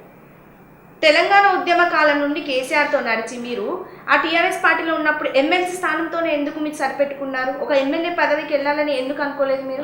ఎమ్మెల్యే పదవికి వెళ్ళాలని నాకు సోయం బాపురావు, ఇప్పుడు ఎంపీ ఉన్నాడు సోయం బాపురావు, 2004లో బోత్ అసెంబ్లీకి వచ్చి ఆయన టికెట్ ఇప్పి ఆడ గోండోలోకి ఇవ్వాలనేది ఎప్పుడు గోండోలోకి గెలుస్తారు నాకు అడిగిండు. గోండుకి ఇచ్చేయండి సార్ అంటే ఆయనకి ఇచ్చేసాను. నాకు అప్పుడు మంత్రి ఎమ్మెల్యే కావాలని లేదు. 2004లో ఆయన ఎమ్మెల్యే అయిన తర్వాత ఎమ్మెల్సీ ఎన్నికలు వచ్చినాయి. వైఎస్ రాజశేఖర రెడ్డి అప్పుడు ముఖ్యమంత్రి రైమాన్కు ప్లస్ సుదర్శన్కి ఇద్దరికి పోటీ చెప్పి ఇద్దరికి మేము ఎమ్మెల్సీ క్యాండిడేట్గా పెట్టినాం. రైమాన్ గెలిచిండు, సుదర్శన్ ఓడిపోయింది, క్రాస్ ఓటు దానికి. అప్పుడు స్వయం బాబురావు, ఏనుగు రవీందర్ రెడ్డి, ఇంకా ఎవరు వాళ్ళ సామాజిక వర్గానికి సంబంధించిన అక్కడ కరీంనగర్ ఎమ్మెల్యే, ఆయన పేరు అవుతుంది, ముగ్గురు క్రాస్ ఓటు చేశారు. క్రాస్ ఓటు చేసిన తర్వాత ఆయన డిస్క్వాలిఫై చేసిన తర్వాత ఆ రోజు వైఎస్ రాజశేఖర రెడ్డి నాకు పిలిచి, మీకు 100 కోట్ల పని ఇస్తాం, కాంట్రాక్ట్ ఇస్తాం, 2వది ఫోటో కాల్ ఇస్తాం, మా కాడ ఎమ్మెల్యే లేడు, ఫోటో కాల్ చేస్తాం, నీకు చైర్మన్ చేస్తా అంటే నాకు వద్దు సార్, నాకు ముందుగా అప్పటికే ఈ హరీష్ రావు వీళ్ళు పోయి బోకేలు గీకేలు చేసారు, ఆయన బతికి ఉంటే వీళ్ళకి తెలుస్తుండే, ఇంకా నేను రాలేను సార్ అని చెప్పి వచ్చేసాను. అప్పుడు అక్కడ నేను ఇచ్చాను 11 సంవత్సరాలు హైదరాబాద్కి నుంచి ఆదిలాబాద్ పోవాలంటే ఏం తక్కువ కాదు. ఒకసారి పోయి రావడానికి 20 నుంచి 50 వేలు అవుతుంది. అట్లా 11 సంవత్సరాలు అక్కడ కార్యకర్తలు ఇవాళ మీరు టీవీ తీసుకుపోయి పోండి, రాములు నాయక్ న్యాయం జరిగిందా అన్యాయం జరిగిందంటే ప్రతి ఒక్కరు చెప్తారు. పాపం తెలంగాణ జెండా తెలియనప్పుడు తిరిగిండు, కొన్ని కోట్ల రూపాయలు పెట్టుకుండు. అక్కడ ఏమైందంటే అప్పుడు తెలంగాణ జాగృతి పెట్టింది ఈ తల్లి కవితమ్మ. తమి రాముల చెల్లె తెలంగాణ జాగృతి పెట్టిందిరా, మెడికల్ క్యాంప్ పెడతా అంటుంది, ఎక్కడ పెట్టి ఇస్తావురా నేను ఎంబడి ఉండన్నాడు. ఇంకా ఎందుకన్నా ట్రైబల్ ఏరియాలో బాగుంటుంది, అక్కడ మందులు దొరకవు, నేను నా నియోజకవర్గంలో పెట్టుకుంటాడు, ఇన్ఛార్జ్ ఉంది కదా ఉన్నా కదా అంటే మంచి తమ్మి అది. ఆ 8 రోజులు వీళ్ళ ఎంబడి ఉండి డాక్టర్లను తీసుకొచ్చింది, మందులను తీసుకొచ్చి నేను జనాలను జమ చేయాలి, మెడికల్ క్యాంప్ పెట్టాలి. ఇంకా దగ్గర రాజీవ్ సాగర్ అని ఒక పిఏ ఉండే, ఆడ ఒక విధవ ఆడ పనికిరాని ఒక టీచర్ ఉండే, ఆడ గవర్నమెంట్ ఎంప్లాయీ, ఆంతోటి దగ్గర 5,000 10,000 ఇచ్చే వరకు వాడవారు రాఠోడ్ బాబురావు బాగున్నాడు, ఇప్పుడు ఎమ్మెల్యే రాఠోడ్ బాబురావు బాగున్నాడమ్మా, ఆయన బాగా ఇది ఉందమ్మా అని ఆయనకు ఇంటర్వ్యూ చేయించి పరిచయం చేసి రోజు హైదరాబాద్ వచ్చినప్పుడు పండ్ల గుట్టలు పట్టు చీరలు ఇచ్చి 25 లక్షలు ఇచ్చుకొని టికెట్ తీసుకుంటారు. అప్పుడు ఎందుకు లేదు? 100% 2014లో ఎమ్మెల్యే కావాలి ఆ టికెట్ని అదే అందుకే నేను అడిగాను. అంత చాలా రోజులు సంవత్సరాల తరబడి నుంచి టీఆర్ఎస్ లో ఉన్నారు. టికెట్స్ కోసం అభ్యర్థుల సెలక్షన్ లో కూడా ఫస్ట్ మీ పేరు అనేది రావాలి కదా. రాదు కదా. తండ్రి కొడుకు బిడ్డ అందరూ ఒకటైన తర్వాత ఎట్లా వస్తుంది? ఆ రోజు ఎందుకని ఆ వ్యతిరేకత భావం మీ మీద అంటే మనం చాలా తెలివి పరులం, జనాలు ఉన్నారు ఈయనకు. రేపు ఎమ్మెల్యే అయితే మన చేతులు ఆగడు, రెండవది రేపు ఎదురు తిరుగుతాడు, అడుగుతాడు. అందు గురించే ఈయన కట్ చేయండి రాదు, ఈయన ఇది చేయండి అని చేశారు. ఆ రోజు నాకు గట్టిగా టికెట్ ఇస్తే 100% గెలుస్తాం. ఇక అక్కడ ఇంకో విధవ ఉండే వాడు జోగురామన్నకి ఏముండే అంటే రాములు నాయక్ గెలుస్తాడు, రాములు నాయక్ రివాల్వర్ చూపెడతాడు సార్, రాములు నాయక్ గుండాయుధం చేస్తాడు సార్, మా మాటలు ఎవరు వినడు సార్. అందులో లోకభూమారెడ్డి అని జిల్లా అధ్యక్షుడు ఉండే, అమ్మ ఈయన వస్తే మాది ఏం నడవదు, కేసీఆర్ దగ్గర ఉంటాడు, కేసీఆర్ టికెట్ ఇచ్చేస్తే ఇటు గెలుస్తాడు, గెలిచి ఫస్ట్ మంత్రి ఎవరైతారు ట్రైబల్ కోటలో రాములు నాయక్ అవుతాడు. అందు గురించి బాబురావుని టికెట్ ఇప్పిస్తే బాబురావు జూనియర్ అయిపోతాడు, ఆయన సీనియర్ అయిపోతాడు, ఆయన మంత్రి అవుతాడు అని ఇట్లా కుట్రబంది నాకు టికెట్ ఇవ్వలేదంటారు. రాజకీయ వర్గాల్లో ఆ మధ్య జరిగిన చర్చ చూసుకున్నట్లయితే నారాయణఖేడ్ దగ్గర నుంచి శాసనసభ్యుడిగా టికెట్ రానందుకే రాములు నాయక్ అనే వ్యక్తి పార్టీ నుంచి వెళ్ళిపోయాడు అనే చర్చను మీరు ఎప్పటి వరకు అంగీకరిస్తారు? అసలు నేను అంగీకరిస్తాను. ఇంకా నాకు 2 సంవత్సరాలు ఉండే కదా, నేను మంత్రి అయ్యేటోని. సత్యవతి రాఠోడ్ ఏడవుతుంది మంత్రి నేను లోపల ఉంటే?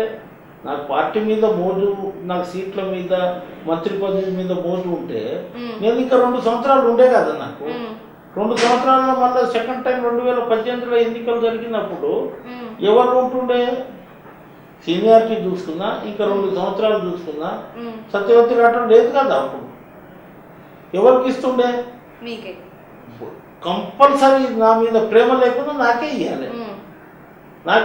కానీ ఇటువంటి జాగల ఒక మంత్రికి రెస్పెక్ట్ లేని జాగల వీళ్ళ కుటుంబానికే నడుస్తుంది ఇదంతా. ఇటువంటి తెలంగాణ అనుకొని బయటికి వెళ్తాను.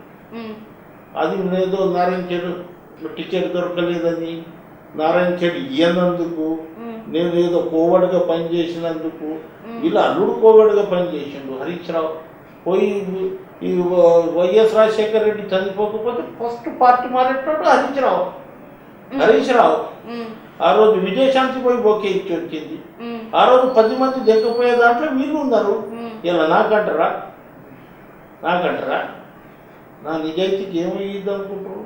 ఆ రోజు చినిగిపోయిన షర్టు ఈయనకు, ఈ బట్టలు హరీష్ రావుకు, చినిగిపోయిన జీన్ ప్యాంట్లు, స్లీపర్ చెప్పులు, ఇలా ఎక్కడ ఉందడమ్మా? అవినీతి వాళ్ళది ఉందా, మాకు ఉందా? మాకు ఒక సెల్ఫ్ రెస్పెక్ట్, మర్యాద ఉంటే చాలా అనేది బతికేటోళ్ళం మేము. ఇలా నేను 600 గజాల జాగా ఎమ్మెల్యే కాలనీలో కబ్జా చేసినా లేదా? సెక్రటరీకి అడగండి మీరు. ఇప్పుడు పోయి ఇడికేసి ఎవరైతే హౌసింగ్ సొసైటీ సెక్రటరీ ఉన్నారో ఎమ్మెల్యే కాలనీకి సంబంధించిన వాళ్ళకి అడగండి, వాళ్ళే చెప్తారు కదా. ఇప్పుడు కేసీఆర్ చెప్తుంది ఏంటంటే ఆల్రెడీ తెలంగాణ రాష్ట్రం బంగారు తెలంగాణ అనేది వచ్చేసింది. నెక్స్ట్ నేను చేయాల్సిన పని ఏంటి అంటే జాతీయ రాజకీయాలకు పోయి బంగారు భారతదేశాన్ని నేను తయారు చేయాలి అని అంటున్నారు. దీని ఒక గట్టి ప్రతిపక్ష నాయకుడిగా, ఒక అపోజింగ్ పార్టీలో ఉన్న నాయకుడిగా మీరేం చెప్తారు దీని గురించి? బంగారు తెలంగాణ వచ్చిందంటారా మీరు? బంగారు తెలంగాణ కాదు, మీరు అనుకుంటున్నారు బంగారు తెలంగాణ, ఆయన చెప్తున్నారు ఇంటుడు. బంగారు తెలంగాణ కాదు, బేకారు తెలంగాణ. ఇటువంటి తెలంగాణ అనుకోలే. ఆ రోజు మిగులు బడ్జెట్ కాంగ్రెస్ ఇచ్చినప్పుడు ఇలా 4 లక్షల కోట్ల అప్పు. ఇటువంటి తెలంగాణ నేను దేశ రాజకీయాలలో పోతా అంటున్నాను. ఆడపోయి ఏం చేస్తాడమ్మా? ఆడ నేను బిజీ ఉన్నా, నా కొడుకు గీడ మంత్రి చేయాలి. మంత్రి చేయాలంటే ఆయన దేశ రాజకీయాలలో పోవాలి. ఫెడరల్ ఫ్రంట్ అన్నారు, మొన్న మమతకు కలిసిండు, స్టాలిన్కు కలిసిండు, మహారాష్ట్ర ముఖ్యమంత్రిని కలిసిండు, కర్ణాటకల దేవగౌడని కలిసిండు. అందరు తిరస్కరించారు. ఈయన మీద ఎవరికి నమ్మకం లేదు. అందు గురించే ఈయన ఇప్పుడు నేను దేశ రాజకీయ ప్లీనరీలో చూసినాను, నేను దేశ రాజకీయాలలో పోవాలి అని చెప్పి ఈయన కొడుకుని ఈడ ముఖ్యమంత్రి చేసి ఆడ ఫ్రంట్ ఉండదు, టెంట్ ఉండదు, 2 ఊడబిక్కొని నేను ఫామ్ హౌస్కు పోతా, నాది అయిపోయింది, నేను ఫ్రంట్కు ఇది చేసిన. ఆ జనాలు ఒప్పుకోకపోతే ఏం చేయమంటావు? అంతకుముందు 2009లో మహాకూటమిలో చంద్రబాబు నాయుడు తోటి మేము మిత్రపక్షం ఉన్నప్పుడు ఓడిపోయినప్పుడు 2 నెలలు ఇంట్లో కూర్చుంది. తెలంగాణ లేదు, ఏం లేదు, నేను అసలు ప్రెసిడెంటే కాదన్నా. నేను చేసిన, నేను తీసుకొచ్చి నిలబెట్టిన. ఇవాళ ఫెడరల్ ఫ్రంట్ అది పోతాడు, 4 డబ్బులు ఖర్చు పెడతాడు. బంకర్లు ఉన్నాయి, ఇప్పుడు డబ్బులు దాచుకున్న బంకర్లు ఉన్నాయి. మొన్న పీకేకు అది చూపెట్టిండు ఆ బంకర్. ఆ బంకర్లు ఇగో ఎంత ఉంది, మీకు ఎంత కావాలంటే అసలు తీసుకో అని చెప్పి ఇక్కడ కాంగ్రెస్ దిక్కు రానియకుండా అతను దిక్కు మలిపిస్తాడు. 4 రాష్ట్రాలలో కొన్ని డబ్బులు పెడతాడు, కాబోయే ప్రధాని రాపించుకుంటాడు. మొత్తం భారతదేశంలో ఈయన ఒకడే ఉన్నాడు. మొత్తం భారతదేశంలో రైతు బంధు మేమే ఇస్తున్నాం, మేము 2000 పింఛన్ మేమే ఇస్తున్నాం అని చెప్పుకోవడానికి, ప్రచారం చేసుకోవడానికి పనిపోస్తాడు తప్ప 5000 చొప్పున 2000 చొప్పున పింఛన్ ఏ విధంగా ఇస్తాం? ఎంతమందికి ఉద్యోగాలు? మా పింఛన్ అవసరం లేదు, తెలంగాణ వస్తుంది, మాకు ఉద్యోగాలు వస్తాయి. నెలకు పింఛన్ 2000 వస్తుంది. ఒక గవర్నమెంట్ ఉద్యోగం వస్తే 30,000 40,000 వస్తుంది. 2000 చూస్తారా, లేకుంటే విద్యార్థి 40,000 చూస్తారా? ఇవి కొత్తగా నువ్వు అక్కడ నార్త్ ఇండియాలో 2000 పింఛన్ దేరా, 5000 రైతు బంధు देरा, पीने का पानी दे रहा और बेल्टी शॉप दे रहा. अपन वन शॉप का तो जाने का जरूरत नहीं है, आपने गांव में शराब आता नहीं. అట్లా కొంత ఇది చేసి కొంత డబ్బులు పెట్టి, ఫ్లైట్లు పెట్టి, స్పెషల్ ఫ్లైట్లు పెట్టి, హెలికాప్టర్లు పెట్టి ప్రచారం చేసి రకరకాలుగా ముందుగా కన్విన్స్ చేస్తాడు జనాలను. కన్విన్స్ కాకపోతే కన్ఫ్యూజ్ చేస్తాడు. ఆ కన్ఫ్యూజ్ చేసే దాంట్లో మొత్తం భారతదేశ ప్రజలను కన్ఫ్యూజ్ చేసి ఎన్నికలైన తర్వాత ఒక్కటి గెలవడు వచ్చి ఏమో ఫెడరల్ ఫ్రంట్ లేదు, ఏం లేదు, అంత టెంట్ ఉంటూ అరే ఇప్పుడు మీకు సంతోషాలు అని చెప్పి నేను ఇప్పుడు విశ్రాంతి తీసుకుంటున్నా, నా కొడుకు చేసిన నేను పోయి ఫామ్ హౌస్లో అనుకుంటా అంటాడు. మీరు బంగారు తెలంగాణ, బేకారు తెలంగాణ, అప్పుల తెలంగాణ. ఇలా ఫెడరల్ ఫ్రంట్ ఈయన జాతీయ రాజకీయాలు. ఈయన కేంద్ర కార్మిక మంత్రి అయ్యాడు. ఎన్నిసార్లు పార్లమెంట్కి పోయింది ఒకసారి చూపు చరిత్ర? ఎన్నిసార్లు లేబర్ మినిస్టర్ ఆఫీస్కు పోయిండు? ఈయనకి ఇంటికాడ నుంచి బయటికి వెళ్ళాడు, తెలిసి కాలు బయటికి దిగాడు. దేశ రాజకీయాల్లో పోయేటోడు ఎట్లా ఉంటాడు? 24 గంటలు ప్రజల గురించి తిరిగేటోడు ఉండాలి. ఈయన తిరగడు, ఎక్కడ పోతాడు? ఈయన ఇంట్లో కూర్చొని అన్ని ప్లాన్లు చేస్తాడు. ఈయనకంటే ఎక్కువ ఇది ఎవరు ఉందమ్మా? కేసీఆర్ తలుచుకుంటే ఎట్లా గెలవాలో అందరికీ చెప్తారు కదా. ఇవాళ అయినది ఎక్కడ చూసినా, ఏ సర్వే చూసినా 19-20 సీట్లకి ఎక్కువ వస్తుంది. అందు గురించి పీకే అవసరం వచ్చింది. అందు గురించి ఆయనను పెట్టుకుంటూ, ఈయననే మేధావి కదా, ఈయననే ఎలక్షన్లో ఊహకర్త కదా, ఈయననే తిమ్మిని బొమ్మిని చేస్తాడు కదా, కన్విన్స్ చేస్తాడు, కన్ఫ్యూజ్ చేస్తాడు కదా. మళ్ళీ ఈయన ఎందుకు పెట్టుకుంటుండ అంటే నేను ఓడిపోతా, నా కొడుకు ఈసారి నేను ముఖ్యమంత్రి చేయలేదనుకో, ఇది లాంగ్ లైఫ్ కాదు. అందు గురించే తొందరగా దేశ రాజకీయాలని ఈయన మంత్రి చేసి అటు పారిపోతే 16 నెలలు 6 నెలలు 12 నెలలు చేస్తారు కదా అనేది ఉంది. అందు గురించే దేశ రాజకీయాలు అంటున్నారని మీరు అంటారు. ఇప్పుడు టీఆర్ఎస్ పాలనలో మనం చూడొచ్చు, రైతులకు 24 గంటలు కరెంట్ ఇస్తున్నాము, లేకపోతే రైతులను మేము బాగా చూసుకుంటున్నాము, రైతు బీమా పథకాన్ని తెస్తున్నాము. ఇవాళ నా పాలనలో రైతులందరూ సంతోషంగా ఉన్నారు, ప్రతి అన్నదాత సంతోషంగా ఉన్నాడని కేసీఆర్ అంటున్నారు. దీన్ని బట్టి చూసుకుంటే మే 6న జరిగే రాహుల్ గాంధీ గారి తెలంగాణ రైతు గర్జన సభ అవసరం అంటారా? ఆల్రెడీ రైతులందరూ సంతోషంగానే ఉన్నారంటున్నారు కదా. 100% రాహుల్ గాంధీ సభ అవసరం. ఆ రోజు నేను ఏమన్నా అంటే రైతు బంధు స్కీమ్ ఇస్తా అంటే కౌలు రైతులకు ఇవ్వను, ఎవరైతే వ్యవసాయం చేస్తారో వాళ్ళకి ఇవ్వాలి అని చెప్పి. రెండవది 5 ఎకరాలు కట్టప్ప 5 ఎకరాలు. ఇప్పుడు 100 ఎకరాలు ఉంటుంది, వాడి దున్నడు చేయడు, బటాయికి ఇస్తాడు. పెట్టుబడి ఎవరికి కావాలి? ఎవరైతే వ్యవసాయం చేస్తాడో ఆయనకు కావాలి. ఇవాళ 100లాది ఎకరాలు వాడు దున్నడు చేయడు, మీరు రైతు బంధు తీసుకొచ్చి ఒక 5 ఎకరాలకు ఇస్తే సరిపోతుంది. కానీ 100 ఎకరాలు నాకు ఉందనుకో, మా నారాయణఖేడ్ ఆ సైడ్లో అసలు భూమి వ్యవసాయానికి పనికిరాని భూమి, మారవాడు తీసుకొని 100 ఎకరాలు వాళ్ళ పేరు మీద 20 ఎకరాలు ఉంటుంది, వాళ్ళ పేరు మీద, వాళ్ళ భార్య పేరు మీద, కుటుంబం పేరు మీద. నాగలు దున్నడా, ఒక్కరోజు నాగలు దున్నడా, ట్రాక్టర్ అందులో పెట్టాడా, అసలు నీకు వ్యవసాయమే చేయడా. 100 × 5 అప్పుడు 4,000 ఇచ్చారు ఫస్ట్ టైం, ఇప్పుడు 5,000 చేసారు ఓట్ల గుడి. 5 లక్షలు వచ్చినట్లే కదా. 6 నెలలకు 5 లక్షలు వస్తే సంవత్సరానికి 10 లక్షలు వచ్చింది కదా. ఏ రైతు దగ్గర 100 ఎకరాల భూమి ఉంది అంటే భూస్వాముల దగ్గర, వీళ్ళకు ఇది చెందాలి అని చెప్పిండు. అప్పుడు దొరలు, దేశ్ముఖులు చాలామంది నక్సలైట్ల భయానికి సాదా బైనామా మీదనో పొలాలు విడిచిపెట్టి పారిపోయి వచ్చారు నక్సలైట్ ఎజెండా బతితే. కాలం నెంబర్ 16 తీసేసిండు, కబ్జా కాలం. పట్టేదార్ రైతు బంధు స్కీమ్. కబ్జా నెంబర్ కాలం తీసేసి 3 లక్షల కుటుంబాలు రోడ్డున వేసేసాడు. మీరేమో పట్టేదారు, నేనేమో కబ్జాదారు. 50-20 సంవత్సరాల నుంచి మీకు రైతు బంధు వచ్చింది, పట్టేదారు మీరే అయ్యారు. పట్ట అనుభవదారు కాలం తీసేసారు, కబ్జాదారు కాలం పోయింది, పట్టాన్ని నీదే పేరు వచ్చింది, రైతు బంధు స్కీమ్ నీకే వచ్చింది. అంటే దళితులు, గిరిజనులు, బీసీల దగ్గర ఉన్న భూములను మొత్తం లాక్కొని మళ్ళీ వాళ్ళని రెగ్యులరైజ్ చేసింది. ఇది రైతు బంధు స్కీమ్. ఈ రైతు బంధు ఇచ్చిన నేను 5,000 రైతు బంధు అందు గురించి ఇచ్చిన, కబ్జా కాలం తీసేసినందుక. దున్నలోనికి 5,000, దున్నేవానికి ఇవ్వమన్నాం మేము. కౌలు రైతులకి అంటే ఏం, కౌలు రైతులు పెళ్లి డబ్బు టైంలో పెళ్లి డప్పు కొట్టాలి, సాగు డప్పు కొడుతాను మీ అన్నాడు.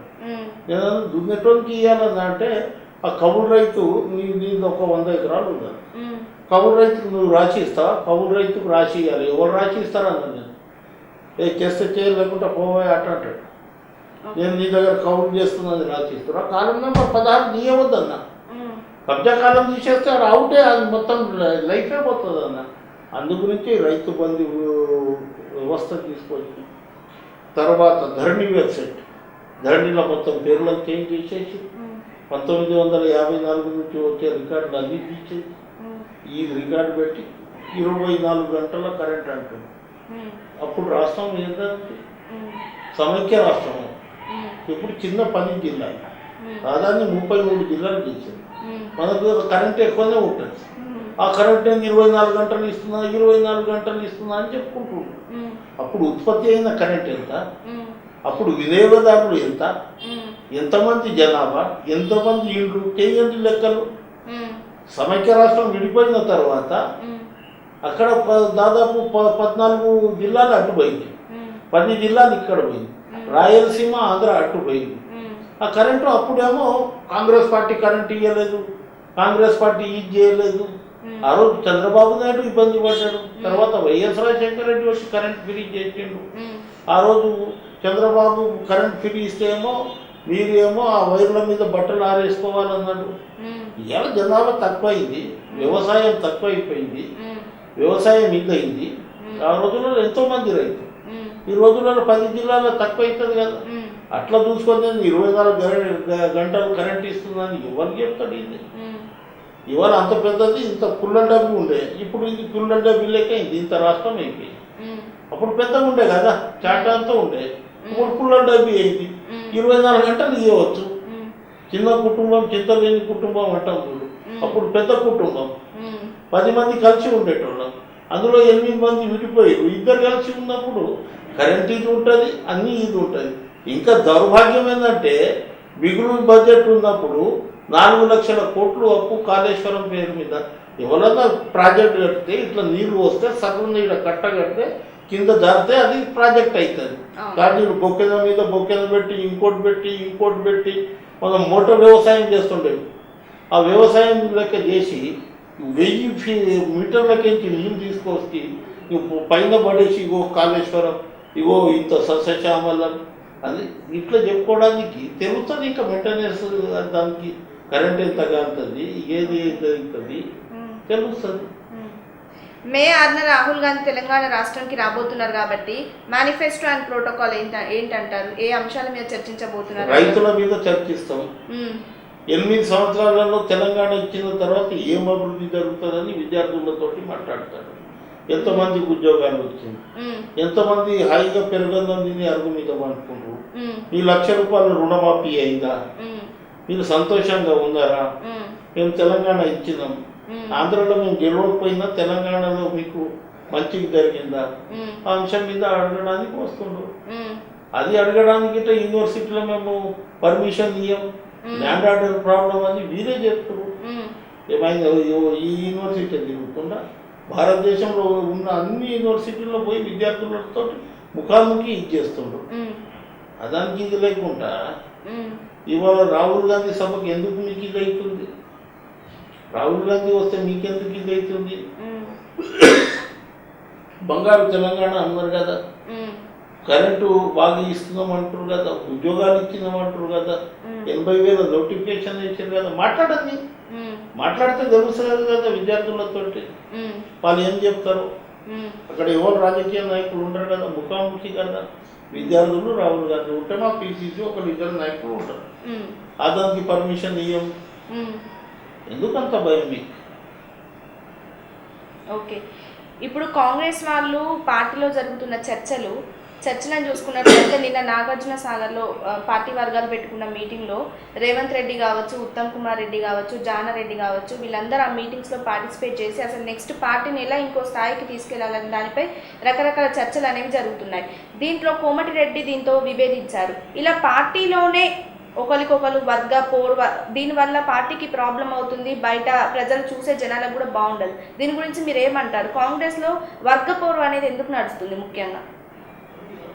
ఇప్పుడు నేను మొన్న నాగార్జున సాగర్ పోయింది, నేను గిట్ట ఉన్నా.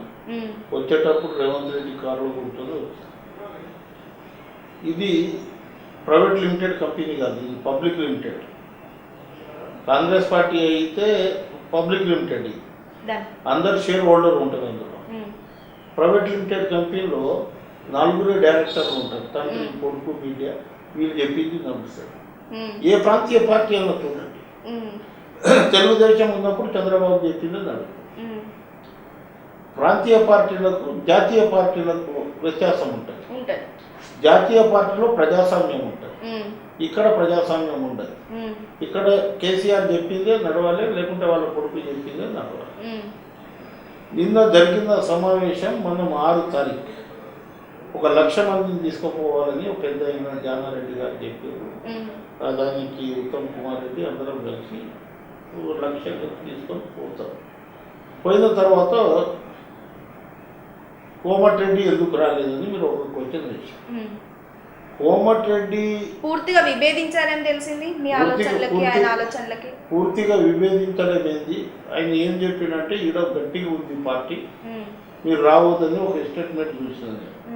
పిసిసి ప్రెసిడెంట్ ఎక్కడన్నా పోవచ్చు, గట్టిగా ఉన్నా గట్టిగా లేని జాగ్రత్త అన్ని జాగ్రత్తలు తిరగవచ్చు. అది ఆయనకు ఇది ఉంటుంది. మీరు రావద్దు అనేది ఇది కరెక్ట్ కాదు, ఇది కరెక్ట్ కాదు. నిన్న నేను అనుకుంటా గడ్కరీ ఇది ఉండే కదా, కేంద్ర మంత్రి వచ్చింది. కేంద్ర మంత్రి వచ్చినందుకు ఆ ప్రోగ్రాంలో ఉండవచ్చు. ఆయన చెప్పింది నాకు కేంద్ర మంత్రి వస్తుందని. మొన్న నేను రేవంత్ రెడ్డి మా పిసిసి గౌరవనీయులు రేవంత్ రెడ్డి గారు, మళ్ళీ ఈయన కోమటిరెడ్డి గారు, మేము వరంగల్ పోయినాం. వరంగల్లో ప్రెస్ కాన్ఫరెన్స్ చేసినాం, గ్రౌండ్ చూసినాం, అన్నీ చూసినాం. మనం ఎట్లా సక్సెస్ చేయాలని మాట్లాడి ఇవి అన్నీ జరుగుతూ ఉంటాయి. ఇది పెద్ద పార్టీ, అందరూ ఒకటేసారి అందరూ ఒకటే జాగాలో కలిసి ఉండాలని ఏం లేదు.